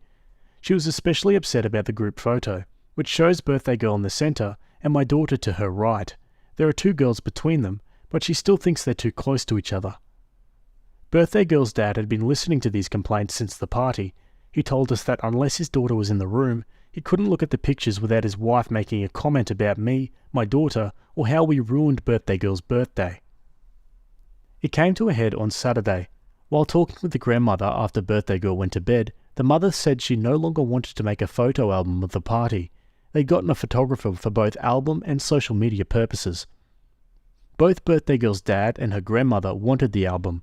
The 3 had a fight that lasted about 15 minutes before the grandmother told birthday girl's mum to stop obsessing over her daughter's friend. She said all that matters is that the birthday girl had fun, and all of the photos reflect that. They told us all that when they called to apologise, they wanted birthday girl's mum to apologise too. She hasn't. 3. Aurora came home from school yesterday wearing a headband with her name and a rose embroidered on it. Birthday girl had her grandmother make it for her. Me and my husband are still in contact with the birthday girl's father, and we're trying to set up a playdate for the girls next week. Also, there are some things I want to clarify about my previous post. My daughter and the birthday girl aren't physically similar. Aurora has wavy brown hair, birthday girl has straight blonde hair. We're all Caucasian, but my daughter is more tan. Their dresses weren't the exact same. I posted the links to my daughter's costume, and one that's similar to the birthday girl's dress in a comment on my last post. The party was held at a kids' party venue, not the birthday girl's place. There were 19 girls and a toddler at the party, all were in costume. There were a few boys, but they were older. I'm guessing they were related to the birthday girl. I was never friends with the birthday girl's mum. Her request at the party was probably the 3rd time we ever talked, and the first that wasn't about the weather. The birthday girl's mother didn't want me to change my daughter's clothes just for the group photo at the end. She wanted me to change her 30 minutes into the party for all the pictures. I mentioned in a comment that if the birthday girl had a problem with my daughter's costume, I might be willing to drive home, change Aurora into a Merida dress, her second favourite, and then return to the party. But I want to stress I'd only do that if the birthday girl was upset when we got to the party, not if her mother was annoyed half an hour later. By then, my daughter was already playing with the birthday girl and her friends. To those who said I could change Aurora at the party and or use this as a teaching moment, I'm going to assume you've never met a 4-year-old. My daughter is kind-hearted and would definitely do it to make her friend happy, but she'd still view this as punishment. It's also cruel to take a child away from a party and tell them they can no longer play princess with their friends. I refuse to alienate or upset my daughter when she's done nothing wrong. I absolutely don't regret my decision. And that's it. Once again, thank you all. Yeah, honestly, I think that other mum just needs to get real. Like, seriously? Like, the fact that she was spreading lies about the whole situation as well just makes it even worse. Yeah, I'd probably do the same if I was OP. What about you guys? Let me know. Anyway, let's go to our next story. Okay, we're going to do one last quick one from Am I the A-hole as well. This one was written by user Gloomy Isopod, and it's titled, Am I the A-hole for poisoning housemate who ate my food without my permission and ended up in the ER? I, 19 male, recently moved into a shared place and there's someone who keeps stealing my food. At first I thought it was just a mistake, but even my leftovers were being eaten. It was very clear that the person was doing it on purpose. I spoke to my housemates about how I would just prefer to be asked first, but they were nonchalant about it and none of them admitted to doing it, and I haven't caught anyone in the act, so I just tried to ignore it as it's only happened every couple of days or so. A few days ago I came home from work with a carton of eggs that I found while dumpster diving and some bread. I wanted to give the eggs the water test first before eating them, just to make sure that they're safe to consume, but I was too tired and went to bed early without eating. The next day, I found out that one of my housemates got so sick he ended up having to go to the emergency room. My eggs were not in the fridge where I left them, but I saw the carton and shells in the trash and my bread was opened. I had a hunch that it was him because there was a possibility that the eggs had gone bad, but I was also annoyed at the fact that he helped himself to my food without asking. When he came back, I asked him if he'd eaten my eggs and bread, but he denied. I then said, okay, but I hope whoever ate them doesn't get as sick as you did because I found the eggs in a dumpster. His face immediately dropped and he looked visibly uncomfortable. He got angry and went from saying that he may have consumed the food by mistake as he wasn't paying attention and doesn't exactly remember and accusing me of poisoning him. He said that it's a health hazard to bring such food in communal spaces without warning everyone first, as it's not uncommon for people in shared spaces to eat other people's food by mistake. He hasn't spoken to me since then, and my housemates are siding with him and called me disgusting for doing that. A part of me feels like I wasn't wrong because they were my eggs that I was fully intending on eating and I didn't think I had to warn people against eating food that didn't belong to them, but I also do feel bad and guilty that he got sick. So Reddit, please tell me if I was in the wrong. Nah bro, he knew full well that they were your eggs. This sounds like karma to me. Hopefully he's learnt his lesson and he doesn't steal food from you anymore. Anyway, I'd love to hear your thoughts about this one down below. Has justice been served or is it a wrongful conviction? Let me know.